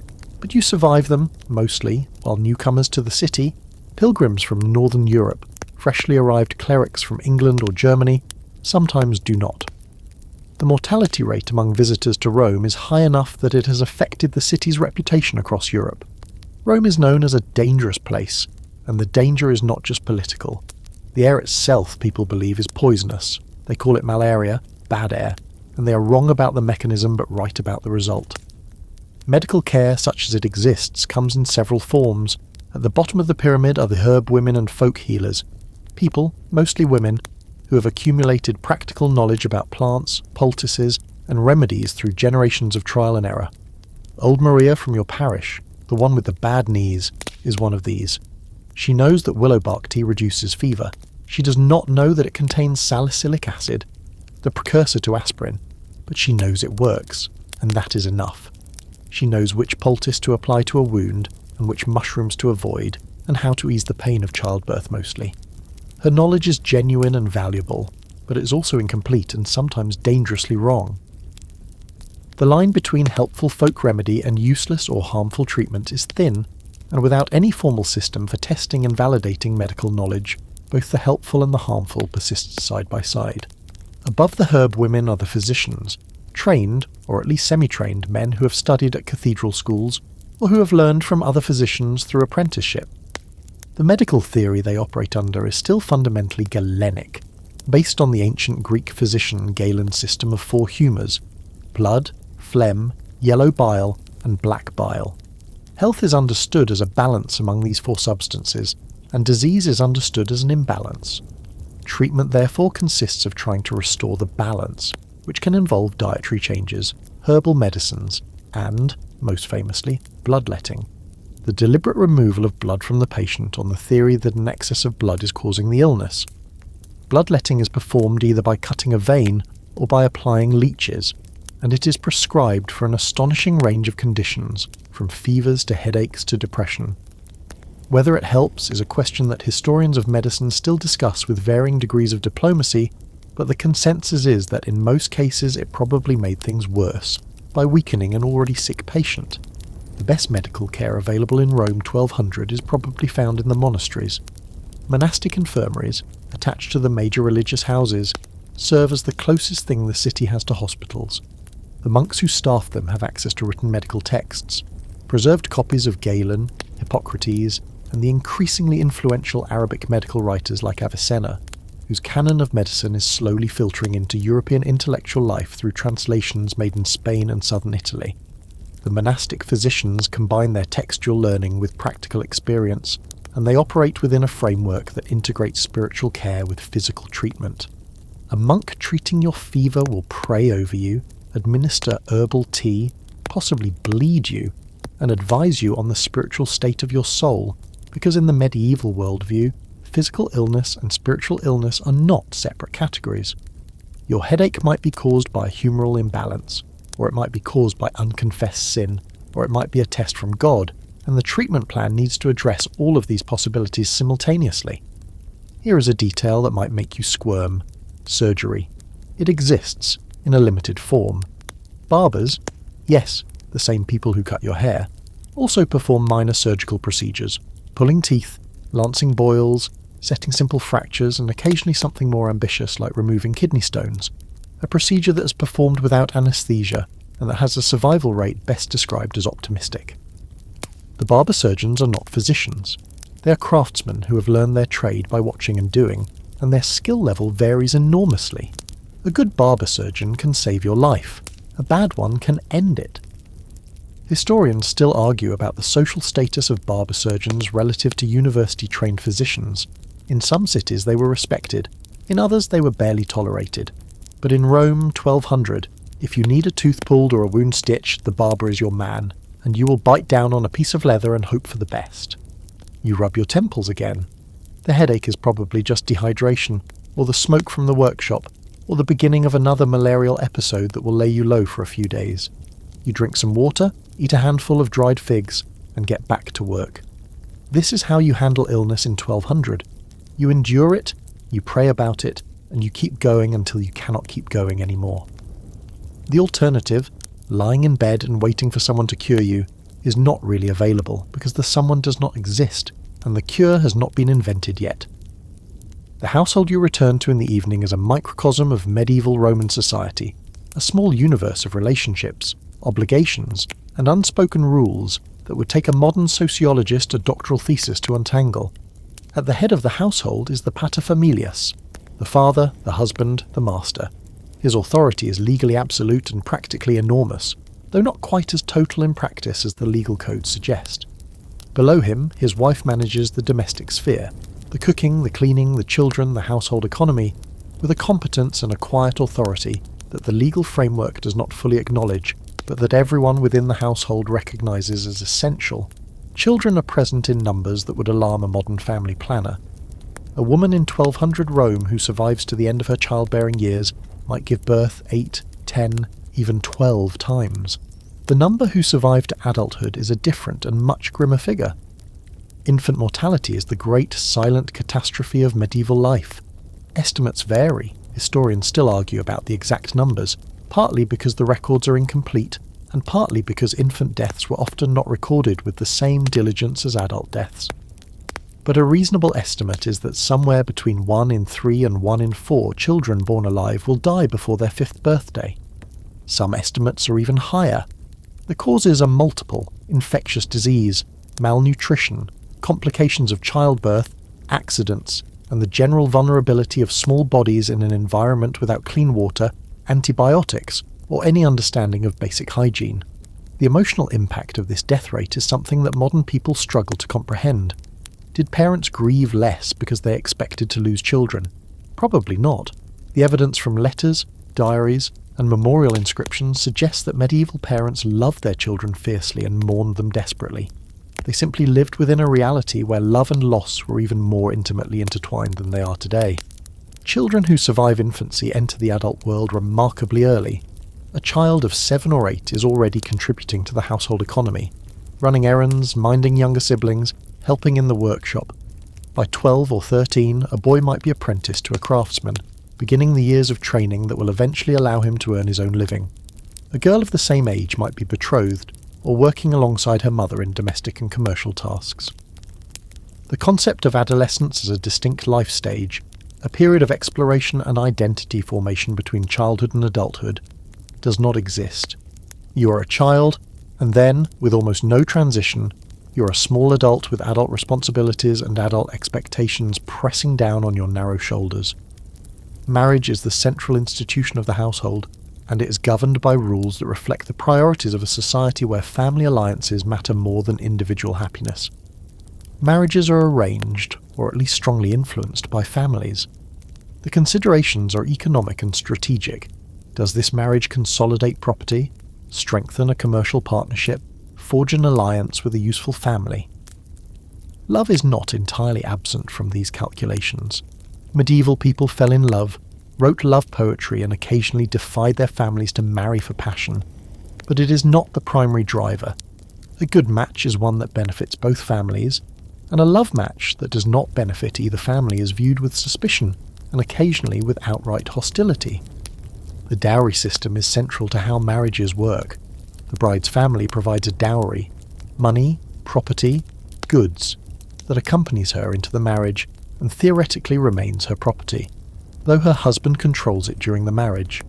The size of the dowry reflects the bride's family's wealth and the groom's desirability. A wealthy family might give a substantial dowry of cash, land, and household goods. A poor family might scrape together a few coins and a chest of linens. The negotiation of the dowry is a serious business, often conducted with the help of intermediaries, and it can make or break a marriage agreement.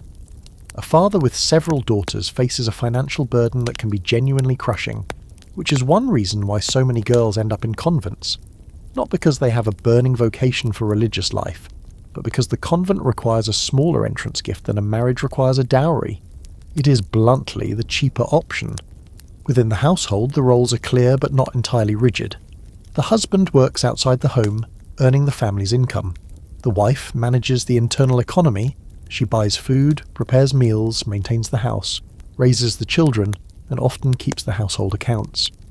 In craft families, the wife frequently assists in the workshop, and if the husband dies, she may continue running the business, at least until she remarries or a son is old enough to take over.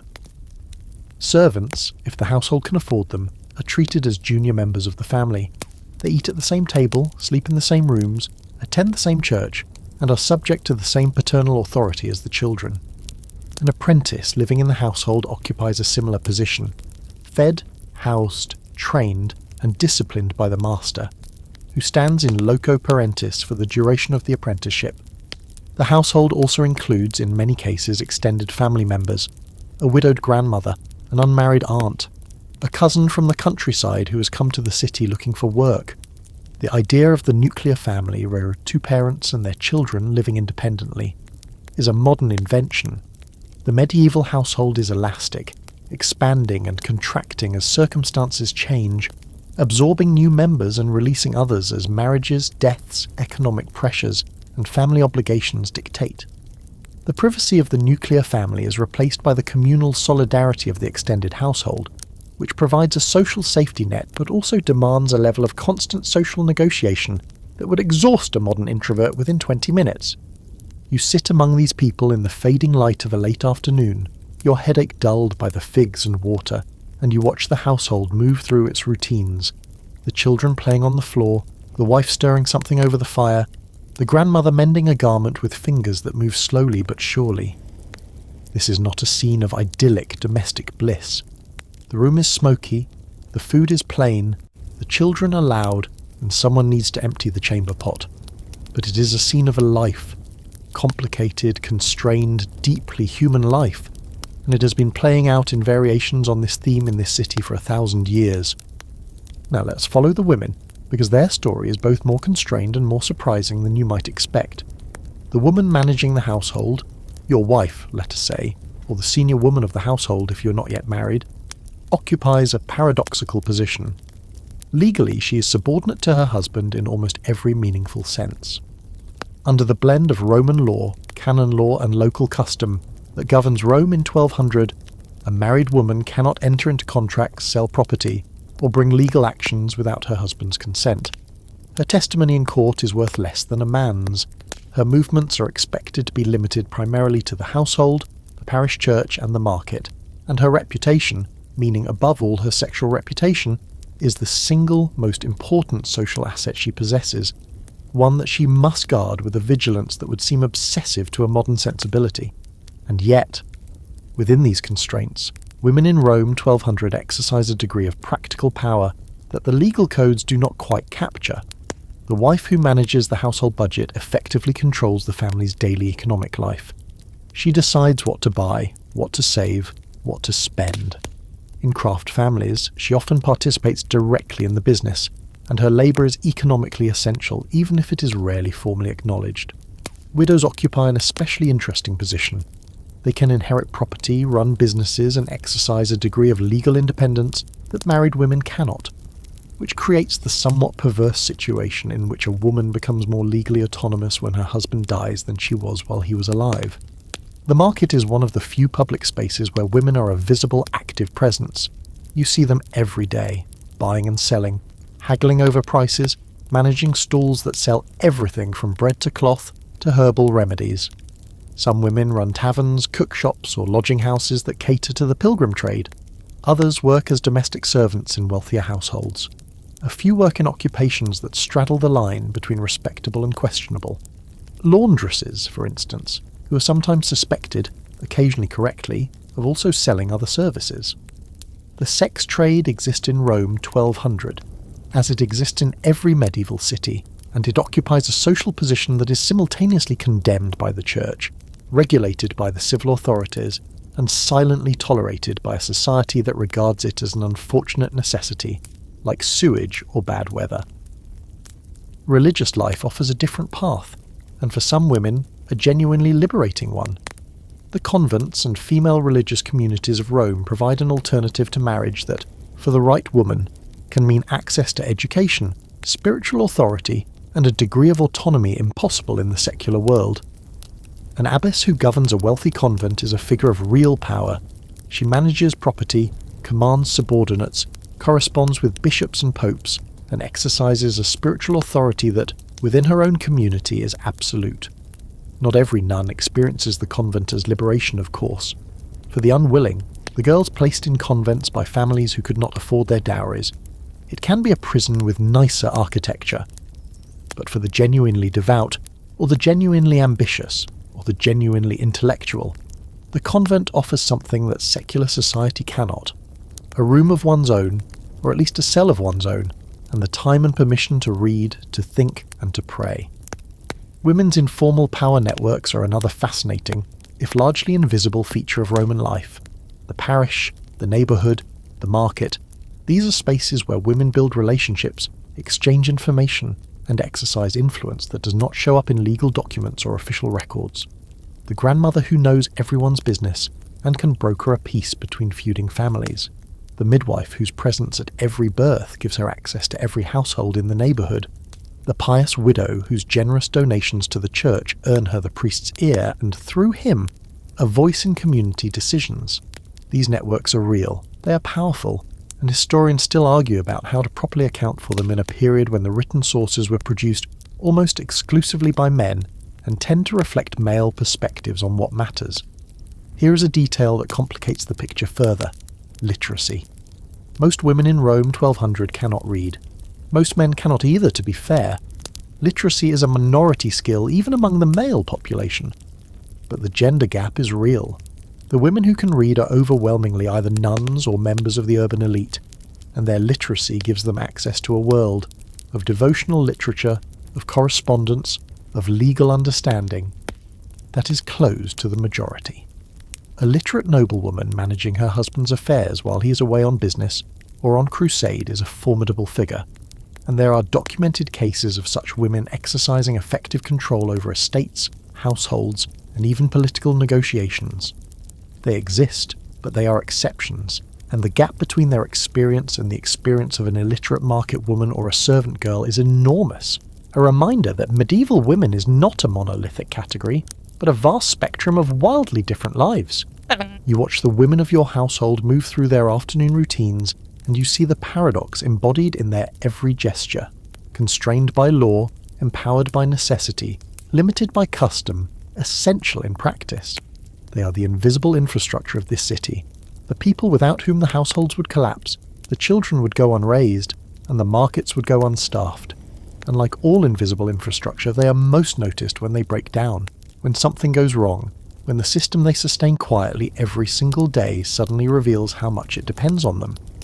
The bells have been marking time all day, prime, terce, sext, none, and you have been unconsciously tracking their rhythm, even as you worked and walked and ate. Now, as the sun begins its slow slide toward the western horizon, the bells ring for vespers, and this is a good moment to pause and acknowledge the force that truly governs every aspect of your existence. The church calendar. You do not own a clock. Nobody in Rome in 1200 owns a clock.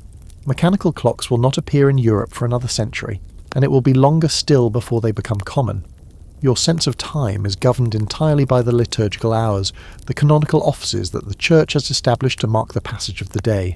Matins in the deep night, lauds at dawn, prime in the early morning, terce at mid-morning, sext at noon, none in mid-afternoon, vespers in the evening, and compline before bed. These hours are not fixed to the clock in the way modern hours are. They shift with the seasons, because they are tied to the length of the day. The time between sunrise and sunset is divided into 12 equal hours that are longer in summer and shorter in winter, which means that a medieval hour in June is a different length than a medieval hour in December, a system that makes perfect intuitive sense if you live by the sun, and baffling mathematical nonsense if you are used to standardized time. The bells that ring these hours are not precisely coordinated.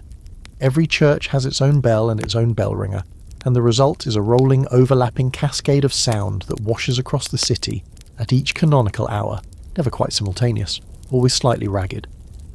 You could set your schedule by these bells, and you do, because there is literally nothing else to set it by. The bells tell you when to pray, when to eat, when to work, and when to stop working. They tell you when the markets open and when they close. They tell you when the city gates are unsealed in the morning and when the curfew begins at night. The bells are, in a very real sense, the voice of the church speaking directly into your daily life, and you cannot turn them off, cannot mute them, cannot ignore them. They are the inescapable soundtrack of medieval existence. But the church's temporal authority extends far beyond the daily hours. The liturgical calendar, the annual cycle of feasts, fasts, saints' days and seasons, structures the entire year in a way that is far more comprehensive than any modern calendar. The year begins not on January 1st but with Advent, the period of preparation before Christmas. Then comes Christmas itself, a feast that is celebrated but not yet with the intensity it will achieve in later centuries. Then Epiphany, Lent, Easter, the great pivot of the Christian year, the feast around which everything else orbits. Then the long, slow march of ordinary time through summer and autumn, punctuated by saints' days that arrive with the regularity of speed bumps. And the saints' days matter enormously, because they are the primary form of temporal marking that ordinary people use. You do not say October 15th. You say the Feast of St. Teresa, or, more likely, the feast of whichever local saint corresponds to that date. Your birthday, if you remember it at all, many medieval people do not track their exact age, is associated with the saint on whose day you were born, and you probably share that saint's name. Your rent is due on Michaelmas. Your taxes are assessed at Martinmas. The agricultural cycle of planting and harvesting is mapped onto the liturgical cycle with such precision that the two become inseparable. The Church does not merely record time, it creates time. It defines the rhythm within which all of life moves. The fast days we discussed earlier, those many, many days per year when your diet is restricted, are part of this system.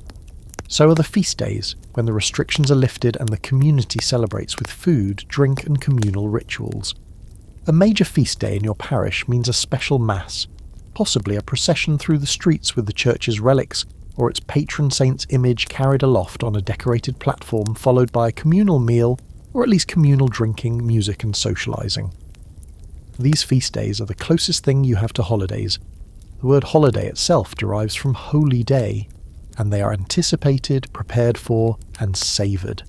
In a life that is otherwise dominated by work, prayer, and the basic effort of survival, the feast days are splashes of colour in a landscape of grey. There is a quirky detail about the church calendar that reveals just how deeply it penetrates daily life. Contracts, legal agreements in Rome 1200 are dated not by a numerical calendar system, but by reference to the liturgical calendar. A lease might begin on the Feast of the Assumption and expire on the following Candlemas. A debt might be due by the octave of Easter. Your entire legal and commercial framework runs on church time, which means that the church is not merely a spiritual authority. It is the infrastructure of civil society, the operating system on which the city runs, and opting out of it is not a matter of personal belief. It is structurally impossible. You can be a bad Christian, and plenty of people are, but you cannot be a non-Christian, because there is no non-Christian space in which to exist. The Vespers bells fade. The afternoon light turns golden, then amber, then a deepening orange. You set down your tools for the last time today, and the bells have told you what you already knew.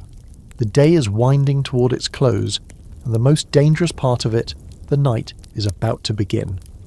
But before the darkness falls, there is a commotion on the main street leading toward the river, and you step outside to see what is happening.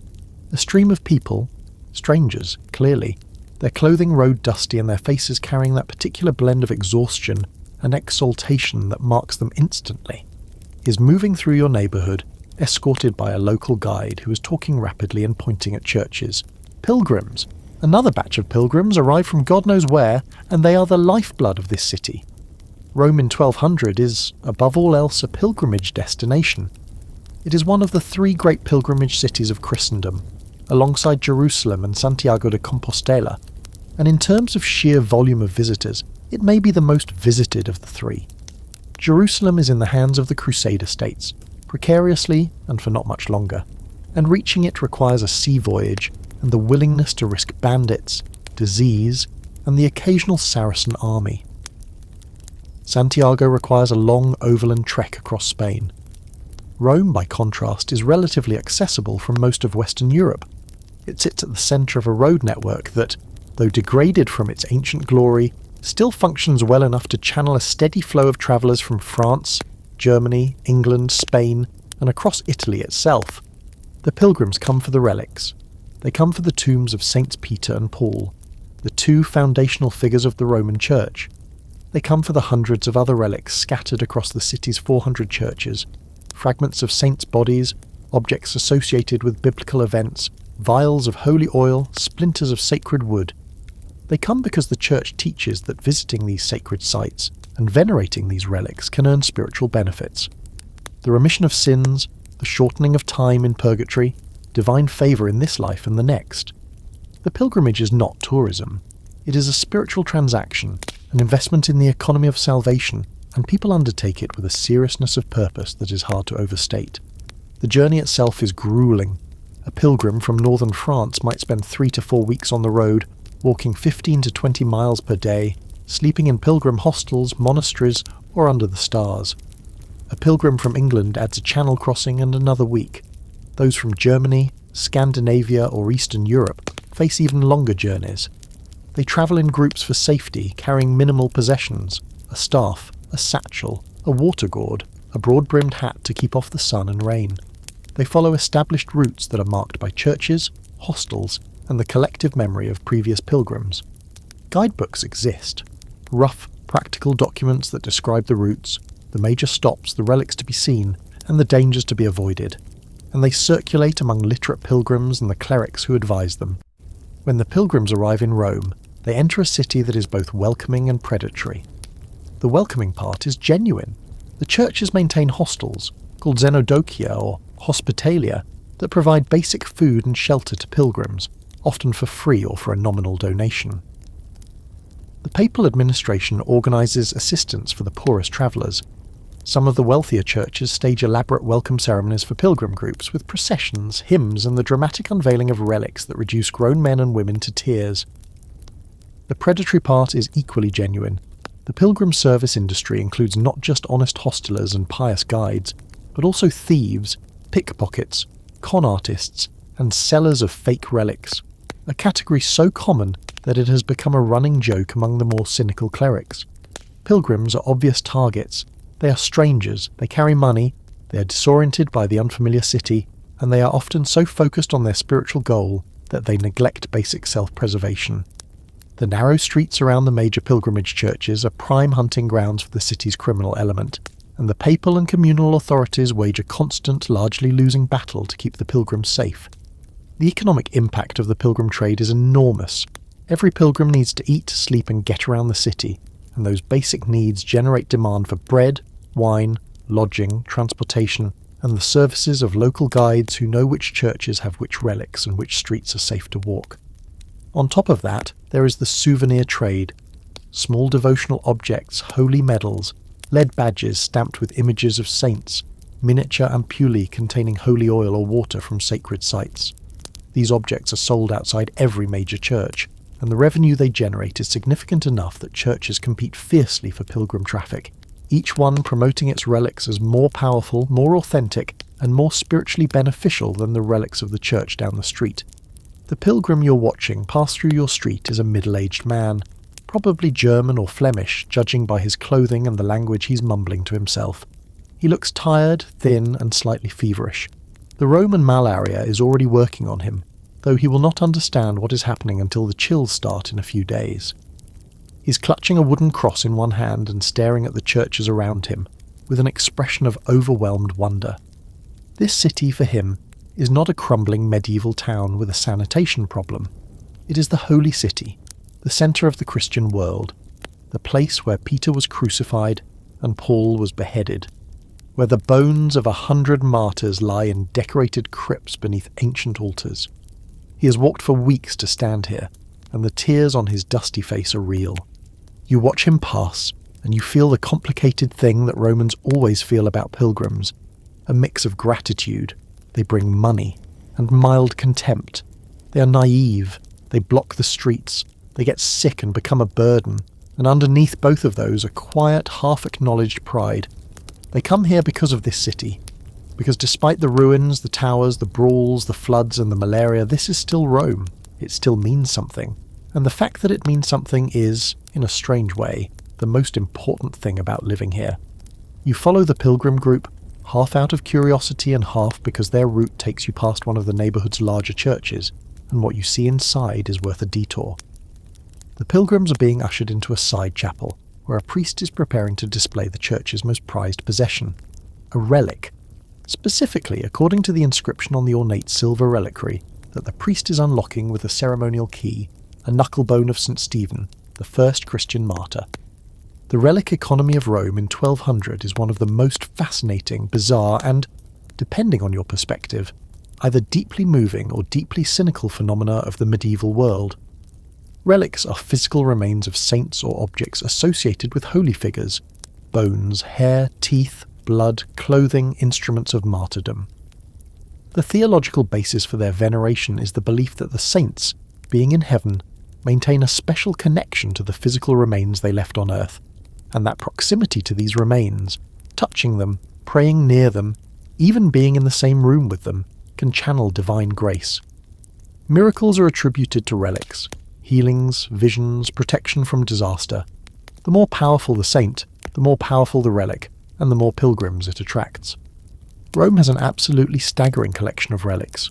The city's 400 churches collectively house what is almost certainly the largest concentration of sacred objects in the Christian world. The big-ticket items are famous throughout Europe. The chains that bound St. Peter in prison, the heads of Saints Peter and Paul at the Lateran, the Veronica, the cloth said to bear the imprint of Christ's face at St. Peter's. But beyond these headline relics, there are thousands of lesser objects. Finger bones, teeth, fragments of clothing, vials of blood, chips of stone from holy sites, dust from martyrs' tombs. Every church has at least one, and most have several. They are the church's most valuable assets, more valuable than the building itself in many cases, and they are displayed, promoted, and defended with a passion that borders on the martial. The competition between churches for pilgrim traffic has created what can only be described as a relic arms race, a church that acquires a prestigious new relic through donation, purchase, or the ever-popular method of theft, which is such a common practice that it has its own Latin term, furta sacra, holy theft, can expect a significant boost in pilgrim visits and the revenue that comes with them. Churches advertise their relics through inscriptions, painted signs, and word-of-mouth networks that function as a medieval marketing apparatus. The priest currently displaying the knuckle of St. Stephen is not just performing a devotional act. He is running a business, and the relic in the silver box is his product. Here is where it gets complicated, because even in the 13th century, people are aware that the relic supply has some credibility issues. The number of fragments of the true cross circulating in Europe is, by some estimates, sufficient to build a small forest. There are enough teeth of various saints to furnish a dental school. Remember those 47 finger bones of St. Bartholomew from the parish gossip this morning? That is not even an exaggeration. The multiplication of relics through fraud, error and wishful thinking is a recognised problem, and it bothers some churchmen deeply. Guibert of Nogent, a French monk writing just a few decades before your time, composed an entire treatise attacking the credulity of relic venerators and questioning the authenticity of many famous relics, including, provocatively, a relic of Christ's baby tooth that was displayed at a church in Soissons.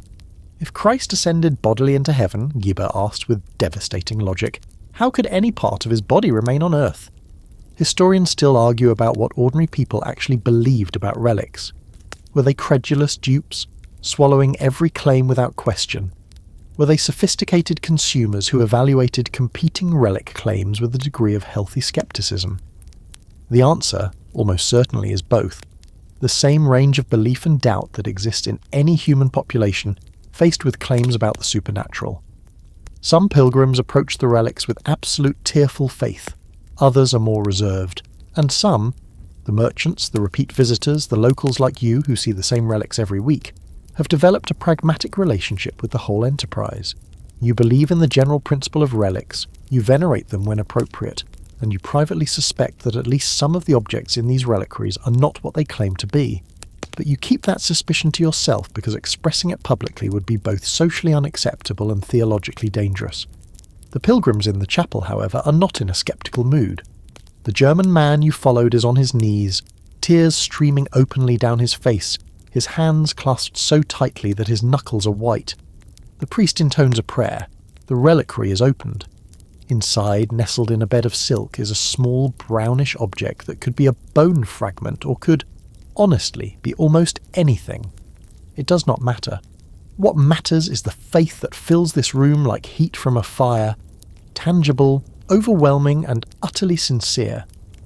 Whatever you think about the authenticity of this particular relic, the emotion it generates is real, and the tears on that pilgrim's face are not the tears of a man who's been conned. They are the tears of a man who has found what he came looking for, and who believes, with every fibre of his exhausted, road-worn, malaria-susceptible body, that he is in the presence of the holy. You slip out of the church quietly and stand blinking in the afternoon light. The relic economy is strange, it is messy, it is riddled with fraud and genuine devotion in equal measure, and it is the engine that keeps this city financially alive. Without the relics, there would be no pilgrims. Without the pilgrims, there would be no money. Without the money, Rome would be just another impoverished Italian hill town, and the Pope would have to find somewhere else to park his throne. The bones of the saints hold this city together, and if some of those bones are actually chicken bones or fragments of ancient Roman pottery, well, the city still stands, and the pilgrims still come, and the bells still ring, and the whole beautiful, absurd, deeply human machine keeps turning. You barely make it back to your street before the trouble starts. A shout from an alley 2 blocks over, then another, then the unmistakable sound of metal hitting metal, a sword striking a sword, or a knife striking something harder than flesh. You freeze, read the situation with the instinctive speed of someone who has grown up in this city, and immediately step into a doorway, pressing your back against the wood. 2 groups of men are coming around the corner, armed with swords, clubs, and expressions that suggest this is not a theoretical disagreement. Welcome to the justice system of Rome 1200, which is less a system and more a collection of overlapping, contradictory, and frequently violent improvisations. The first thing to understand is that there is no police force, no uniformed officers patrolling the streets, no emergency number to call. If someone attacks you, your options are fight back, run, scream for your neighbours and hope they come armed, or appeal to whatever authority figure is closest, your parish priest, the local noble family's retainers, the senator's guards if you're lucky enough to be near the Capitolin. The maintenance of public order is, in practice, a distributed responsibility that falls on everyone, and is therefore effectively no one's specific job. The legal framework is a patchwork. The papal courts handle matters related to church law, marriage disputes, questions of heresy, clerical discipline, and an expanding category of civil matters that the church claims jurisdiction over. The communal courts, administered by the Senate and its officials, handle what we would call criminal law and most commercial disputes. Noble families maintain their own private justice within their territories. Disputes between members of a clan, or between a clan and its dependents, are settled by the clan leader, whose idea of due process may or may not resemble anything a modern person would recognise. And cutting across all of these formal structures is the ancient, deeply ingrained practice of vendetta, the blood feud, the private war between families that can simmer for generations and erupt into sudden, shocking violence without warning. The street brawl you're currently hiding from is probably one of these vendetta episodes. 2 families, or 2 factions within a family, or 2 groups of armed retainers belonging to different noble patrons, have encountered each other in circumstances that demand violence. The cause could be anything: an insult, a property dispute, a political disagreement, a romance gone wrong, or simply the accumulated weight of old grievances that has finally tipped the balance from cold hostility to hot steel. The fight is brief, brutal, and surprisingly localised. The combatants know exactly who their enemies are, and are not particularly interested in involving bystanders, though bystanders who get in the way are dealt with without much ceremony. When the violence subsides, 2 men are down, 1 clearly injured, the other possibly worse. The participants melt back into the streets, and within 10 minutes it is as if nothing happened. Except it is not nothing. It will be remembered, catalogued, added to the ledger of offences and counter-offences that these families maintain in their collective memory, with the precision of accountants. There will be retaliation. Maybe tomorrow, maybe next month, maybe in a way that is so subtle, a commercial deal sabotaged, a marriage alliance undermined, that it does not look like retaliation at all until you understand the context. Formal punishment, when the communal or papal courts do get involved, is not gentle. The punishments prescribed by Roman communal law in this period include fines, the most common penalty for property crimes and minor offences, public shaming, which can involve being paraded through the streets in humiliating circumstances, imprisonment in one of the towers or in the papal fortress of the Castel Sant'Angelo, and for serious crimes, physical mutilation, cutting off a hand for theft, blinding for treason, branding for certain categories of fraud. The death penalty exists but is applied somewhat sparingly, partly because the overlapping jurisdictions create opportunities for appeals and escape, and partly because executing a member of a powerful family tends to provoke the kind of retaliation that creates more problems than the execution solved. Historians still argue about how frequently the more extreme punishments were actually carried out versus how often they were prescribed in the law codes, but commuted in practice to fines or banishment. The answer, as usual, is that it varied enormously, depending on who you were, who your family was, and which court was hearing your case.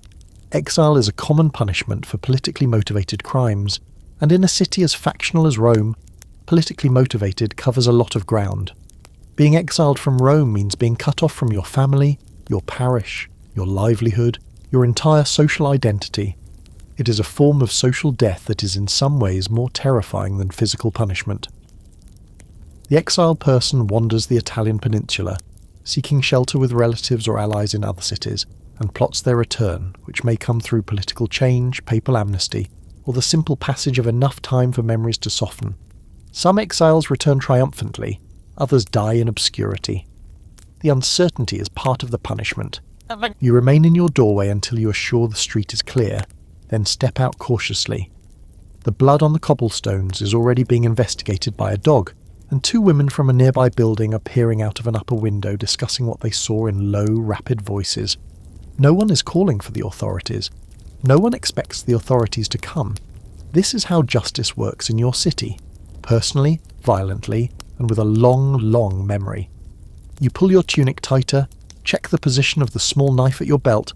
Not a weapon exactly, more a tool that could become a weapon if the evening required it, and head for home. The daylight is fading, and the most dangerous hours of the day are approaching. The sun drops behind the towers and the western hills, and the city transforms. What was merely crowded and chaotic during the day becomes something altogether more ominous after dark, because Rome at night in 1200 is not a place where any sensible person wants to be outside. There are no streetlights. None. The concept of public street lighting will not arrive for centuries, and when it does, it will arrive slowly and incompletely.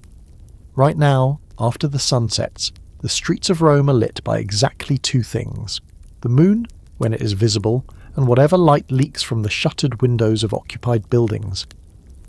On a cloudy, moonless night, and Roman autumns produce plenty of those, the darkness in the narrow streets is so complete that you literally cannot see your hand in front of your face. You navigate by memory, by touch, and by the sound of your own footsteps echoing off the walls.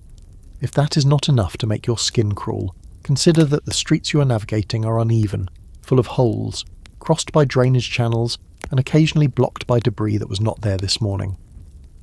A twisted ankle in the dark is not a minor inconvenience.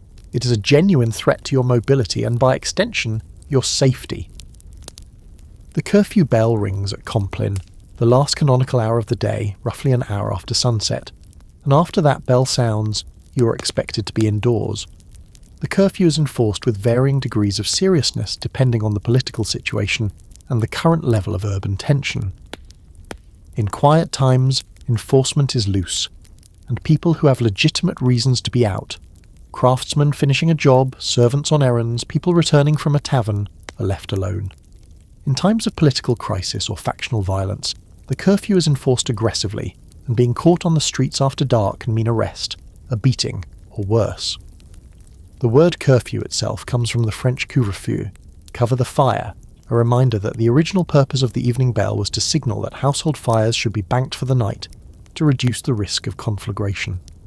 In a city of timber frame buildings, an unattended fire at night could, and periodically does, burn down entire blocks. The people who are on the streets after dark fall into two categories: those with good reasons and those with bad ones. The first category includes the night watch, such as it is, a handful of men employed by the communal government or by individual noble families to patrol the streets of their territory. They carry torches, clubs, and an attitude that varies from weary professionalism to petty thuggery, depending on who is paying them. They are not sufficient to police a city of 35,000 people, and they know it. Their primary function is deterrence through visibility. The moving torchlight serves as a warning that someone is watching, or at least walking in the general vicinity. The second category includes everyone else who is out after dark and does not want to be seen. Thieves, obviously, who work the narrow streets with practiced efficiency, targeting homes, workshops, and especially the pilgrim hostels where travellers sleep with their money pouches under their heads. Also out are the armed retainers of noble families, who use the cover of darkness to settle scores, deliver messages, and generally advance their patrons' interests in ways that daylight would make awkward. And occasionally lovers, meeting in doorways, in church porches, in the shadows of ancient ruins, conducting the secret romantic business that medieval society officially forbids and practically cannot prevent. The church teaches chastity before marriage and fidelity within it. The dark streets of Rome suggest that the church's teachings are received with selective enthusiasm. For you, though, the smart move is to be inside. You have made it home before dark, closed and barred the door. The bar is a solid piece of oak, and the door it secures is thick enough to resist a casual kick, though not a determined assault, and settled into the dim interior of your household. The single candle that lights the room is tallow, not beeswax. Beeswax candles are expensive and reserved for churches and wealthy homes, and it gives off a yellowish, smoky light that barely reaches the corners of the room. The household gathers around the fire for the evening meal, which is the largest meal of the day and is eaten in the last light of the afternoon or the first dark of the evening. The meal is simple, a thick soup or stew made from whatever vegetables are in season. Turnips, onions, cabbage, beans, simmered in a pot over the fire for most of the afternoon. The bread from this morning makes another appearance, now slightly stale, which actually makes it better for dipping in the broth. There might be a small piece of cheese. On a lucky day, there is fish. The cooking is done by the senior woman of the household, and her skill in stretching limited ingredients into a meal that fills bellies and provides at least marginal nutrition is one of those undervalued domestic arts that keep civilizations alive while wars and politics get all the credit. After the meal, the household enters a period of quiet activity that is the medieval version of winding down. There is mending to do, clothes, shoes, tools, and this is done by the dim light of the tallow candle, which is consumed sparingly because even tallow costs money, and you cannot afford to burn it carelessly. Someone might tell a story, or sing a song, or relay a piece of neighbourhood gossip that did not come up at the morning mass. The children are put to bed, which means they are placed on their pallets in the same room where everyone else is sitting, because separate bedrooms are not a thing. And their process of falling asleep involves the same timeless ritual of negotiation and resistance that children have practiced since the invention of bedtime. One more story, one more drink of water, one more assurance that the noises outside are nothing to worry about. The noises outside, however, are something to worry about. A shout in the distance, the bark of a dog, the clatter of hooves on stone, someone riding fast through the streets, which at this hour means either a messenger with urgent news or someone fleeing from trouble. You listen, evaluate, decide it is not your problem, and return to your mending. This is the calculus of every Roman knight. Identify the danger, assess the threat, act only if you must. The rest of the time, you stay inside, you keep quiet, and you wait for morning. The darkness outside is not just an absence of light. It is a presence, a thick velvet, slightly menacing entity that wraps itself around the city and does not let go until dawn. Not every evening is spent cowering behind a barred door, of course. On the right night, at the right time, a Saint's Day Eve, a market celebration, or simply a warm evening when the mood of the neighbourhood tilts towards sociability, you might venture out before the curfew bell to find some entertainment. An entertainment in Rome 1200, while not exactly a Las Vegas review, has its own rough charm. The tavern is the first and most obvious destination. Rome has plenty of them, scattered through the inhabited neighbourhoods, occupying ground floor rooms in residential buildings, or tucked into the arches of ancient structures. They are not elegant. The furnishings consist of a few rough tables, benches, stools, and a counter, behind which the tavern keeper dispenses wine from large barrels. The wine is cheap, locally produced, and ranges in quality from perfectly drinkable to this might technically be paint thinner. The tavern keeper may also serve food, bread, cheese, cold meat, maybe a bowl of soup, and the overall atmosphere is somewhere between a modern dive bar and a college common room, loud with conversation, argument, and the occasional burst of laughter or anger that it can be hard to tell apart. Taverns are theoretically regulated by the communal authorities, hours of operation, prices, quality standards, but in practice, the regulation is light and the enforcement is lighter. Taverns are also viewed with suspicion by the church, which regards them as breeding grounds for sin, drunkenness, gambling, fighting, fornication, and the general loosening of morals that occurs when men gather in a room with alcohol and no priest to watch over them. This suspicion is not entirely unfounded. Tavern brawls are common. Gambling, especially dice, is ubiquitous despite being technically illegal in many circumstances. And the sexual commerce that the church deplores has a tendency to cluster around taverns the way moths cluster around candles, for roughly similar reasons. Dice games are the primary form of gambling, and they are played with an intensity that suggests the participants have nothing more important to do, which in fairness they do not, because it is night time and their options are limited. The games are simple, various combinations of throwing 2 or 3 dice and betting on the outcomes, and they can produce rapid swings between euphoria and despair, which is exactly what makes them addictive. The church condemns gambling. The communal authorities periodically ban it. The players continue playing. This cycle has been repeating since long before 1200 and will continue long after, because humans and dice are a combination that no amount of moral disapproval can permanently separate. But the real entertainment, the events that the entire community looks forward to, are the festivals. Rome's liturgical calendar produces a steady stream of feast days, and many of these are celebrated with public events that blur the line between religious observance and secular party. The most spectacular are the games held at Monte Testaccio, an artificial hill in the southern part of the city, formed by the accumulated remains of millions of broken Roman pottery vessels. Amphora, specifically, the shipping containers of the ancient world, discarded over centuries until they formed a small mountain of shattered clay. The medieval Romans used Monte Testaccio as the setting for festival games that include a version of bullfighting, races, and a bizarre and violent entertainment that involves rolling carts loaded with live pigs down the slope of the hill while crowds chase them. It is rowdy, chaotic, genuinely dangerous for both participants and pigs, and enormously popular. Historians still argue about the exact origins and nature of the Testaccio games. The sources are fragmentary and sometimes contradictory, but they clearly represent a survival of pre-Christian carnival traditions that the Church has grudgingly tolerated by associating them with the liturgical calendar. The games typically occur around Carnival, the period before Lent, which is the traditional time for excess before the long fast begins. During Carnival, the usual rules are relaxed. People drink more, eat more, party more, and engage in behaviour that would be unacceptable at any other time of year. Masks are worn, costumes are donned, and the social hierarchy that normally governs behaviour is temporarily suspended, allowing an outburst of communal energy that functions as a safety valve for a society that is otherwise tightly controlled. Music is another form of entertainment, though in a less formalised way than modern concerts or performances. Street musicians play at festivals and outside taverns, jongleurs, travelling entertainers who combine singing, storytelling, acrobatics and comedy, pass through the city periodically and perform in public spaces. The songs are a mix of devotional hymns, love songs, bawdy ballads, and narrative poems about heroes, saints and historical events. The musical instruments are simple: lutes, rebecks, drums, bagpipes, and the human voice, which remains the most versatile and commonly deployed instrument. Inside the home, singing is a normal part of daily life: work songs, lullabies, devotional chants, and the idea that music requires a special occasion or a professional performer is foreign to medieval sensibilities.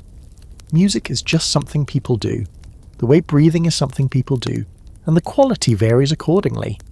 You find yourself in a tavern this evening, nursing a cup of wine that is slightly better than the worst and slightly worse than the best, listening to an old man at the next table tell a story about a miracle that supposedly happened at a church on the other side of the city last week. A blind woman received her sight after touching a relic, or so the old man says, though his account has the embellished quality of a story that has been through several retellings already. Someone in the corner is playing a simple stringed instrument and singing in a voice that is pleasant enough to listen to and familiar enough to ignore. The room is warm, smoky, and alive with the low hum of conversation. For a moment, despite everything, the violence, the disease, the darkness outside, the chamber pot waiting at home, life in Rome 1200 feels almost comfortable, almost enough. You leave the tavern before the curfew bell, you're not foolish enough to be caught out after dark without good reason, and your route home takes you past the most dramatic ruin in the city, the Colosseum. And in the thin moonlight that is filtering through the autumn clouds, it stops you in your tracks.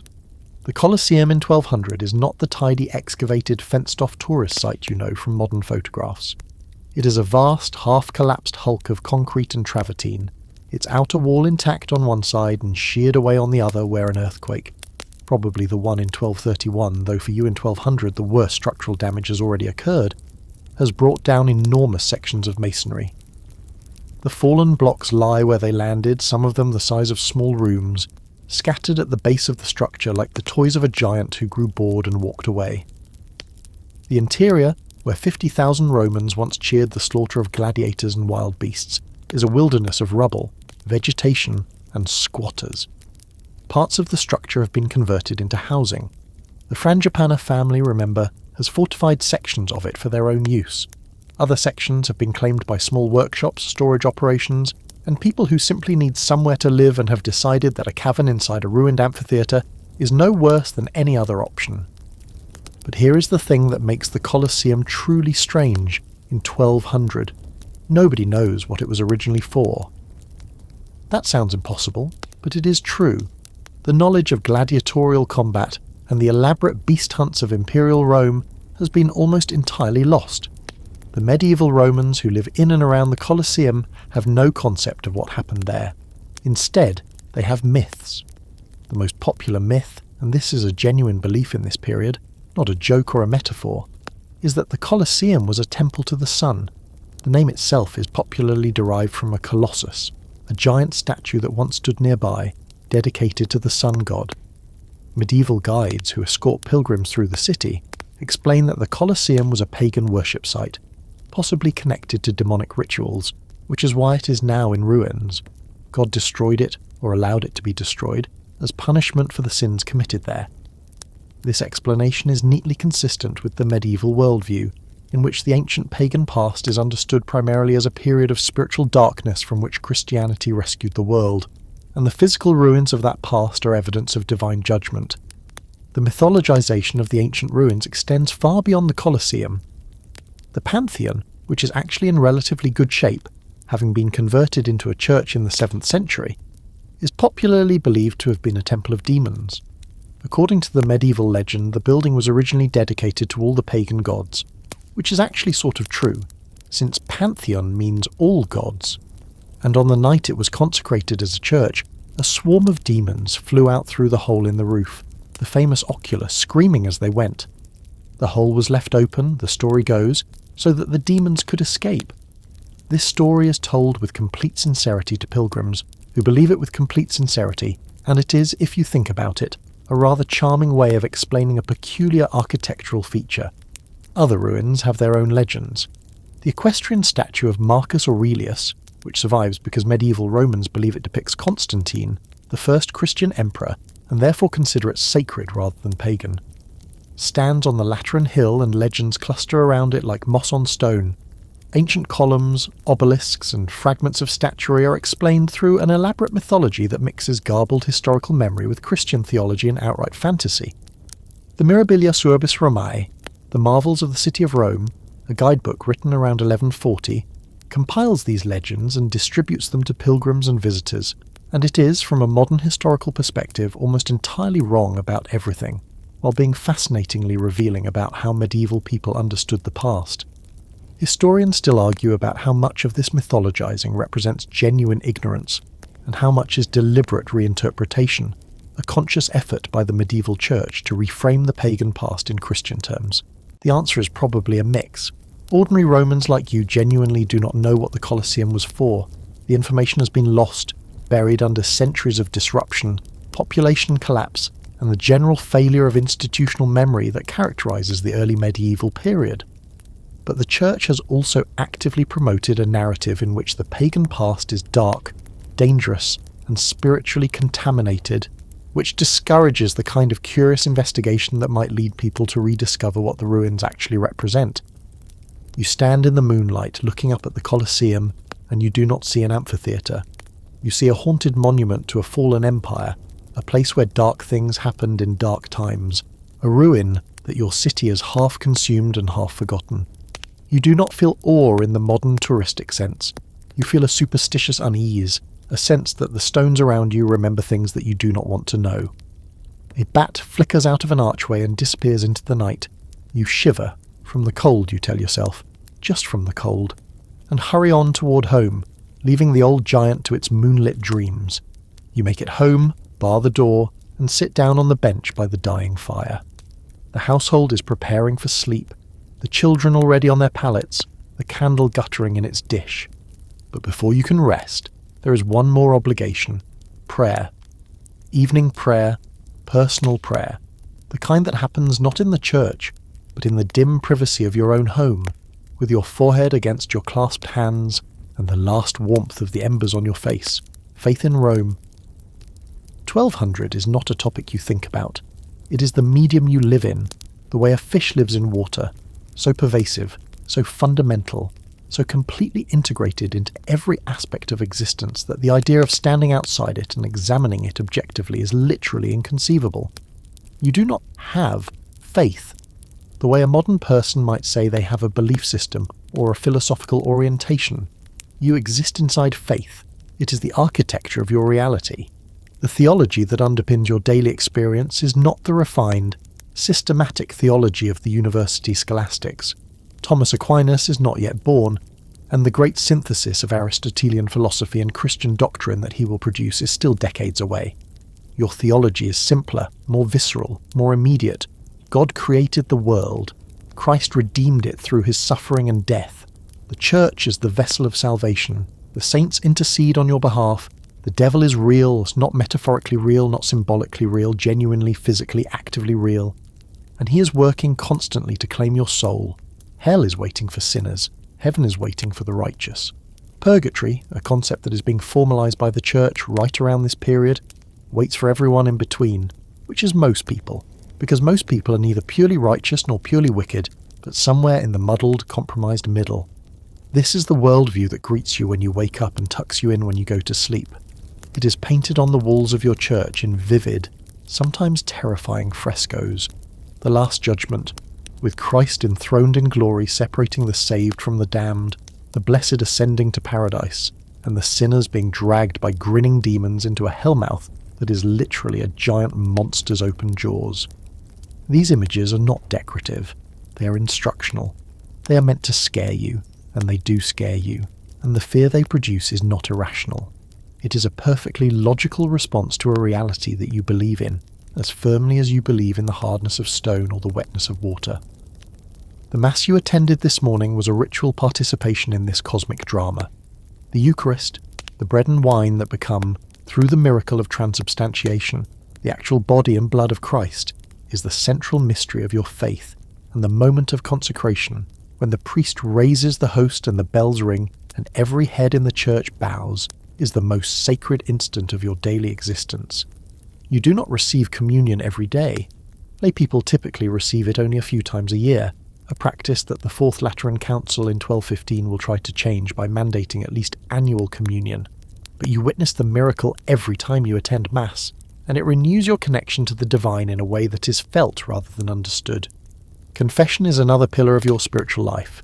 You confess your sins to Father Giovanni regularly, kneeling in the dim church while he listens with an expression that manages to convey both pastoral concern and the weariness of a man who's heard it all before.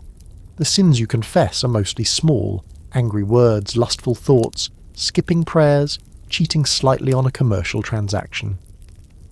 Occasionally something larger surfaces: a genuine injury done to a neighbour, a betrayal of trust, an act of violence that you are not proud of. Father Giovanni assigns penances, prayers to be said, fasts to be observed, sometimes a charitable donation or a specific act of restitution, and then pronounces absolution, and the weight lifts from your chest, and you walk out of the church feeling temporarily clean, temporarily light, temporarily right with God. Here is a detail about medieval faith that complicates the picture: miracles. You live in a world where miracles are not exceptional events but expected ones.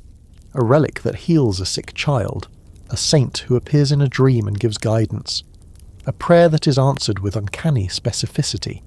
These things are reported regularly, from your own parish, from the churches across the city, from the wider Christian world, and they are received not with skepticism but with a mix of wonder, gratitude, and a practical assessment of what they mean for your own spiritual prospects.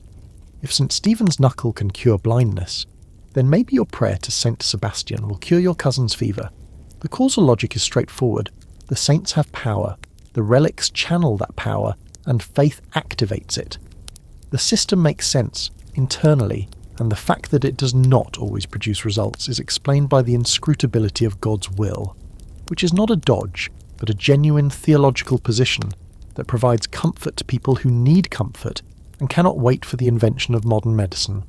Historians still argue about the depth and nature of medieval faith, whether it was genuinely felt or merely performed, whether ordinary people truly believed in the elaborate theological framework that the Church presented or simply went through the motions because the social cost of not going through the motions was too high.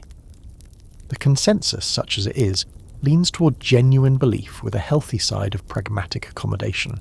People believed. They also sinned. They feared hell, and they also committed acts that they knew put them at risk of hell. They lived inside the contradiction, the same way people in every age live inside contradictions, and they got up every morning and tried again, which is perhaps the most fundamentally human thing about them. You finish your prayer, cross yourself, and stand up. The fire is almost out. The candle is a stub. Outside, the city is settling into its nighttime silence. Not true silence, because Rome is never truly silent, but a muffled, watchful quiet broken occasionally by a dog, a distant shout, the creak of a building shifting in the cool night air. It is time for bed, but before that, there is one more thing that this city does in the hours between Vespers and sleep, and it is happening right now, a few streets away, in the glow of torches and the clatter of stone on stone. You hear it before you see it, the rhythmic chip-chip-chip of chisel on stone, the scrape of trowels, the low voices of men coordinating a heavy lift. Even at this late hour, construction work is underway in Rome, and the building that is going up, or rather the building that is being slowly, painstakingly transformed, is a church. Because in Rome 1200 there is always a church being built, renovated, expanded or decorated. Always. The builders you're listening to are working on a project that will eventually produce one of the most beautiful church interiors in the city, and the craftsmen responsible for this beauty are members of a remarkable family workshop, the Cosmati. Or rather, the Cosmati are the most famous of several Roman marble-working families, the Vasiletto, the Laurenti, the Mellini, who have developed a distinctive decorative technique that will later be named after them. Cosmatesque work. It involves cutting thin slices of coloured marble, porphyry and other precious stones into geometric shapes, circles, triangles, rectangles, diamonds, and arranging them into intricate, dazzling patterns on floors, walls, columns, altar screens, and anything else that can hold a surface. The effect is stunning, a riot of colour and geometry that transforms the interior of a church into something that feels like the inside of a kaleidoscope designed by God. The marble they use comes almost entirely from ancient Roman buildings. Here is the continuity, the thread that connects the ruined forums and the new churches. The marble that once adorned pagan temples is now adorning Christian altars. Columns that once supported the portico of a senator's villa now flank the nave of a parish church. Porphyry that once decorated the floor of an imperial palace now forms the centrepiece of a bishop's throne. The recycling is total, systematic, and, from a modern perspective, simultaneously destructive and creative. Ancient buildings are dismantled to provide material for new ones, and the result is that the physical substance of the pagan past is literally incorporated into the Christian present, transformed but not destroyed, buried inside the walls of the new Rome like fossils in stone. The building process itself is fascinating. The church under construction follows a basic basilica plan, a long nave flanked by side aisles, divided by rows of columns with a semicircular apse at the east end. This plan has been standard for Roman churches since the 4th century, and it is itself derived from the ancient Roman basilica, which was not a religious building, but a secular public hall used for law courts and commercial transactions. The Christians adopted the form because it suited their liturgical needs. The long nave provided space for the congregation, the apse provided a focal point for the altar, and they have been using it ever since, with variations for over 800 years. The construction materials are a mix of new and old. The foundations might be ancient.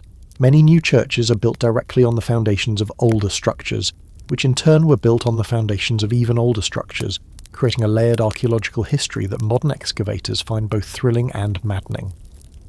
The walls are typically brick and mortar, using bricks that are either newly made or robbed from ancient ruins. The columns are almost always ancient, salvaged from demolished buildings and chosen for size and material. Marble columns are prized, granite is common, and occasionally a builder gets lucky and finds a set of matching columns, which is a cause for celebration roughly equivalent to a modern contractor finding a whole pallet of premium lumber at clearance prices. The masons who do the heavy work, laying walls, setting columns, constructing arches, are skilled craftsmen who have learned their trade through years of apprenticeship.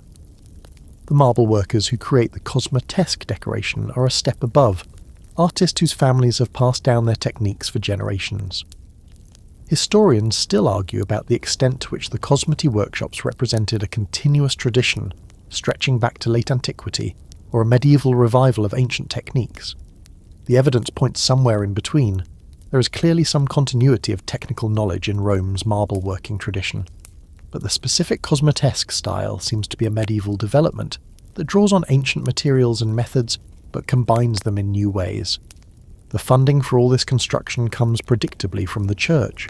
Popes, cardinals and bishops commission new churches and renovations as acts of piety, as monuments to their own glory, and as strategic investments in the spiritual infrastructure of the city. A pope who builds a beautiful church earns both heavenly credit and earthly prestige. A cardinal who renovates a major basilica attaches his name to a landmark that will endure for centuries. The building campaigns of around 1200 are particularly ambitious, because the papacy under Innocent III is both wealthy and confident, and the architectural expression of that confidence is visible across the city in new facades, new bell towers, and new mosaic programs that blaze with gold and colour in the candlelit interiors. The mosaics deserve special mention. The apse mosaics of the major Roman churches, golden backgrounds, solemn figures of Christ and the saints, ornamental borders of breathtaking intricacy, are among the greatest artworks of the medieval world. They are created by specialised craftsmen who press tiny cubes of coloured glass, called tesserae, into wet plaster, building up images one cube at a time with a patience and skill that borders on the superhuman. A single apse mosaic might take years to complete and cost more than the entire building beneath it.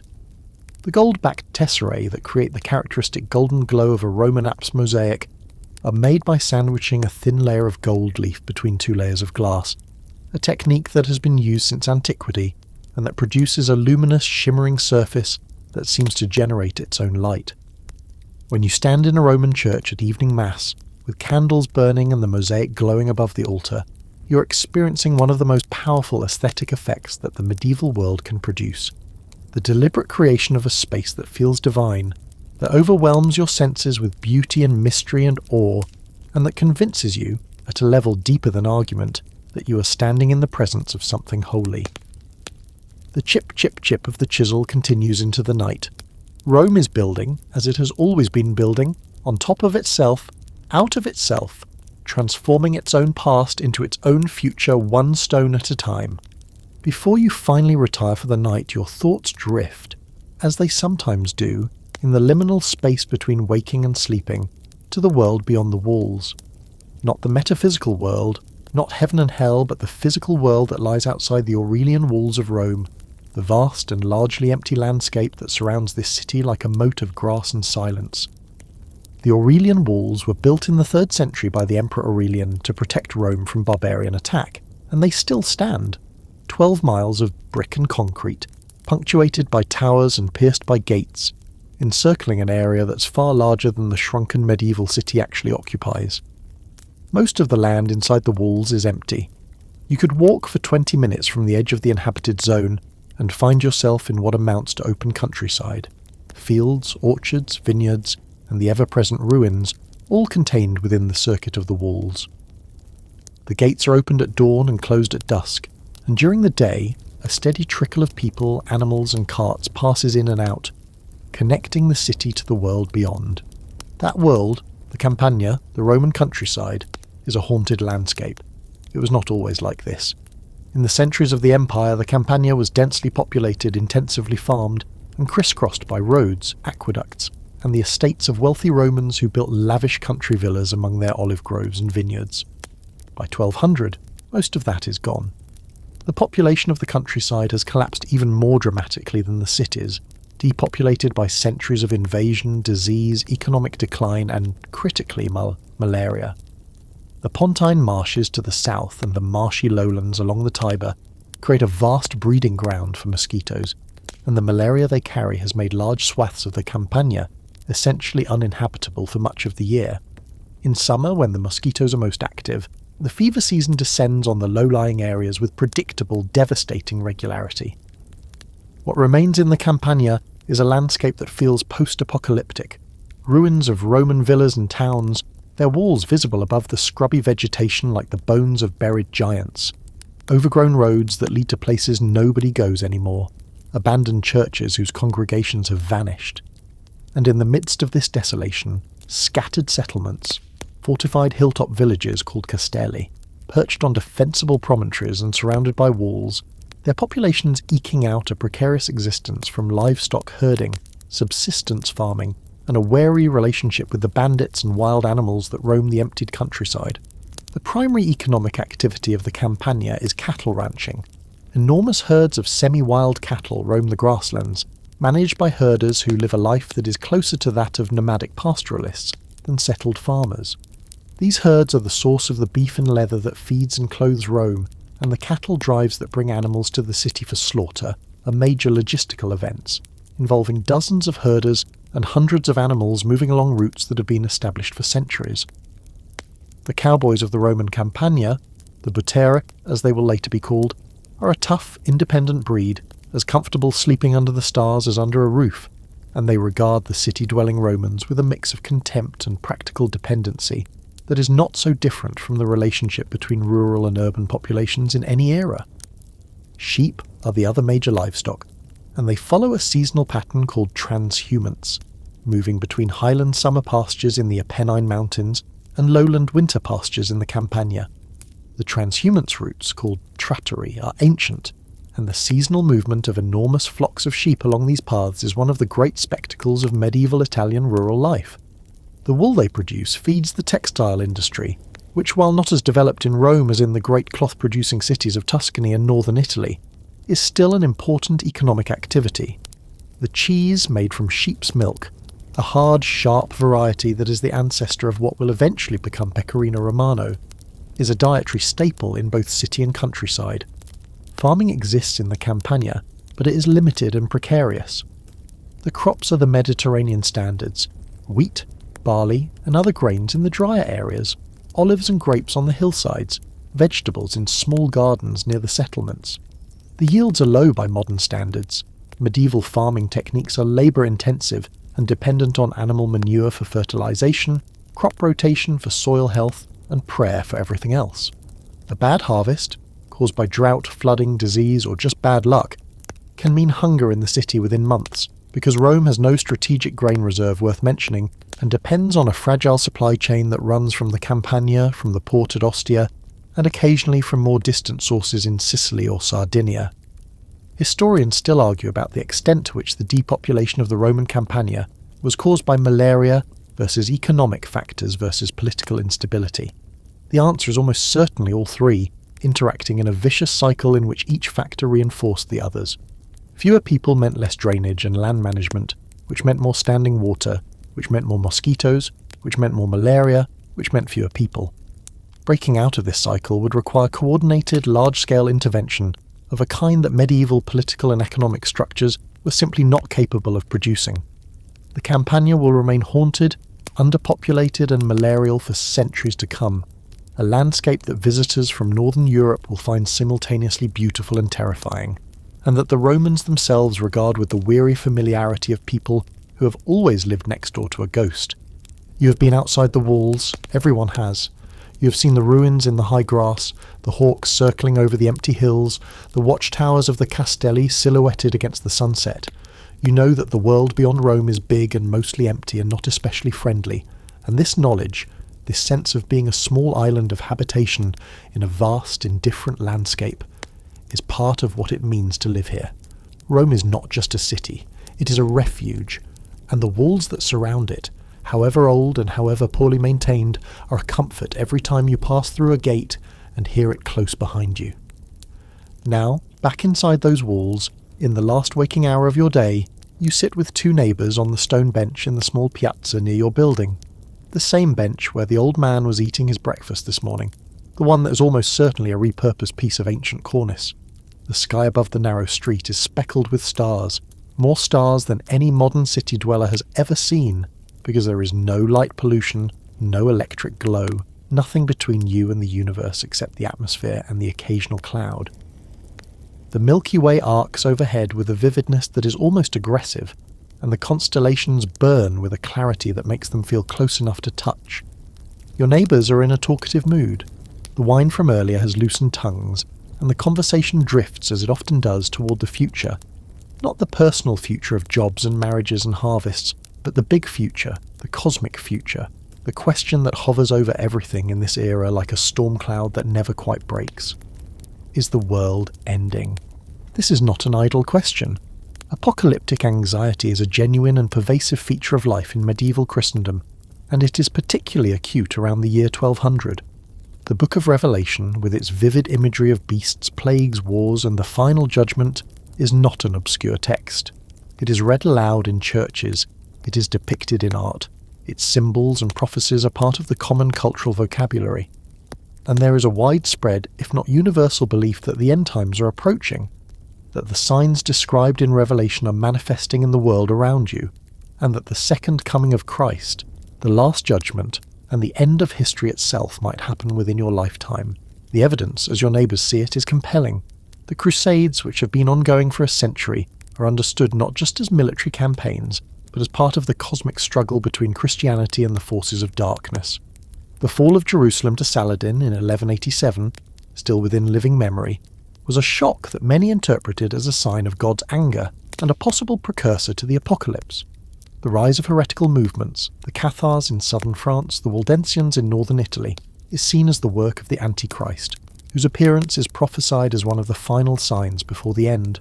Natural disasters, earthquakes, floods, famines, are read not as geological or meteorological events, but as divine messages, each one a tick on the prophetic clock. The most influential apocalyptic thinker of this era is Joachim of Fiore, a Calabrian abbot who died in 1202 and whose writings are circulating widely, especially in Italian religious circles. Joachim developed an elaborate theory of history divided into 3 ages: the age of the Father, the Old Testament, the age of the Son, the current age of the Church, and the coming age of the Spirit, in which the Church as currently constituted would be replaced by a new, purified form of spiritual community. Joachim predicted that the transition to the Third Age would occur around 1260, accompanied by the appearance of the Antichrist and a period of tribulation. His ideas are controversial. The Church will eventually condemn some of them, but they are enormously influential, and they give a specific near-term timeline to the vague apocalyptic anxieties that pervade the culture. Your neighbour, a man in his 40s who has clearly thought about this subject more than is probably healthy, is explaining his version of the Joachimite timeline with the intensity of a modern conspiracy theorist, complete with finger-counting and cross-references to dreams his mother had. The other neighbour is listening with the polite scepticism of someone who has heard this speech before and is primarily interested in finishing his wine. You sit between them, half listening, half watching the stars, and you feel the pull of the apocalyptic narrative without fully surrendering to it. The world might be ending, it also might not. Either way, you still need to go to work tomorrow. Alongside the apocalyptic fears, there are more practical anxieties. The Crusades are a constant topic of conversation, partly because they have a direct impact on Rome. The Pope is the organiser, the patron, the spiritual authority behind the crusading movement, and Rome is the nerve centre of the enterprise. Innocent III is actively promoting what will become the Fourth Crusade, and the rumour mill is churning with speculation about where the army will go, what it will accomplish, and whether the Holy Land will finally be secured for Christendom. The idea of a crusade is not abstract for Romans. It involves real people, neighbours, relatives, acquaintances, who might take the cross and leave, possibly forever. It involves real money, taxes and donations that are collected to fund the enterprise. And it involves real consequences, both spiritual and political, that ripple through the city's life in ways that are impossible to ignore. There is also talk of a great gathering that some are calling for, a jubilee, a special year of forgiveness and pilgrimage, when the faithful would come to Rome in unprecedented numbers and receive extraordinary spiritual benefits. The formal jubilee is still a century away. The first official holy year will not be proclaimed until 1300, but the idea is already circulating, and the economic implications are not lost on the more commercially minded Romans. A jubilee would be the biggest thing to happen to the pilgrim industry since St. Peter died, and the potential profit is as much a topic of speculation as the potential spiritual reward. Your end times neighbour is winding down, his eschatological fervour dimming as the wine takes full effect. The stars wheel slowly overhead. Somewhere in the darkness a church bell rings. Not one of the canonical hours, just a single isolated note that hangs in the air and then fades. You stand, stretch, and say goodnight. The world may or may not end in your lifetime. The crusade may or may not succeed. The jubilee may or may not happen. But tomorrow the sun will rise, and the bells will ring, and the bread will need to be baked, and the leather will need to be cut, and Rome will continue to be Rome. Improbable, exhausted, beautiful, and stubbornly, defiantly alive. You push open the door of your building and climb the narrow stairs for the last time today. The household is asleep, the children curled together on their pallet, the woman's breathing slow and even under her blanket, the old grandmother a small still shape in the corner.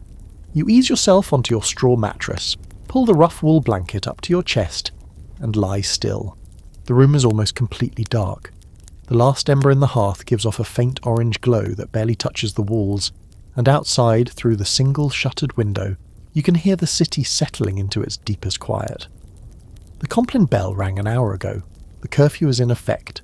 The streets, which were so full of life this morning, the children chasing their rat ball, the one-eared cat on the window ledge, the women at the fountain, the pilgrim weeping before the relic, are now dark and still, occupied only by the night watch and whatever shadows move between the shadows.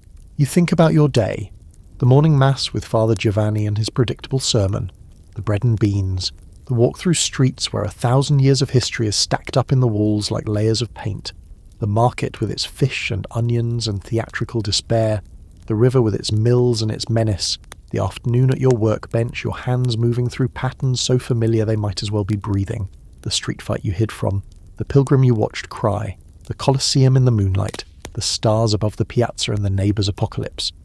This is a day in Rome, 1200. A day that is, by any modern measure, difficult, dangerous, uncomfortable, and bounded by constraints that would make a 21st century person feel claustrophobic within hours. And yet, it is also a day lived fully inside a community, inside a faith, inside a physical relationship with the world, with stone and leather and bread and firelight, that modern life has largely traded away for comfort and convenience. You know your neighbours by name, you know your priest by his ink stains, you know the sound of your city's bells the way a modern person knows the sound of their phone's ringtone, and the bells mean more. They are not notifications, they are the voice of the eternal, speaking to you across the rooftops, marking the hours of your one brief, mortal, irreplaceable life. Rome in 1200 is not the Rome of the emperors. It is not the Rome of the Renaissance that is still 2 centuries away. It is Rome in the middle, in the muddle, really. A city caught between a past it cannot remember and a future it cannot imagine, surviving on faith, stubbornness, and the inexhaustible human talent for making a life out of whatever materials happen to be available. The towers of the nobles bristle against the sky. The 400 churches ring their 400 bells. The pilgrims come and go, carrying their hopes and their coins. The Tiber floods and recedes and floods again. And through it all, people like you, ordinary, anonymous, unrecorded by history, wake up every morning, eat their bread, do their work, say their prayers, and go to sleep in the ruins of the greatest city the world has ever known, apparently unaware that they are living one of the most extraordinary stories ever told. The ember in the hearth fades, the darkness completes itself, and now, this is where the day ends and the quiet begins. Let your breath slow down. Feel the weight of the blanket, real or imagined, settling over you. The bells have stopped. The city is still. Somewhere out there the Tiber is murmuring its ancient, endless lullaby against the stones of the old bridges. The same sound it has made for thousands of years. The same sound it will make long after every tower has fallen, and every church has crumbled, and every name has been forgotten. It is the sound of water moving in the dark. It is the sound of time passing gently. It is the most patient sound in the world. The stars are turning above Rome. The moon has set behind the western hills. In a few hours the first bell will ring, matins, the deep night office, sung by monks in the dark. But that bell is not for you. That bell is for the people who pray while you sleep, holding the line between midnight and dawn, keeping the world turning with their voices until the sun comes back. You do not need to hold anything right now. You do not need to remember anything, or plan anything, or worry about anything. The door is barred, the household is safe, the day is done, and tomorrow, if the world has not ended, and it probably has not, the bells will ring again, and you will rise again, and Rome will be Rome again, crumbling and beautiful and stubbornly, magnificently alive. But that is tomorrow. Tonight there is only this: the dark, the quiet, the warmth of the blanket, and the soft, distant sound of water. Sleep well. The eternal city will keep watch while you rest.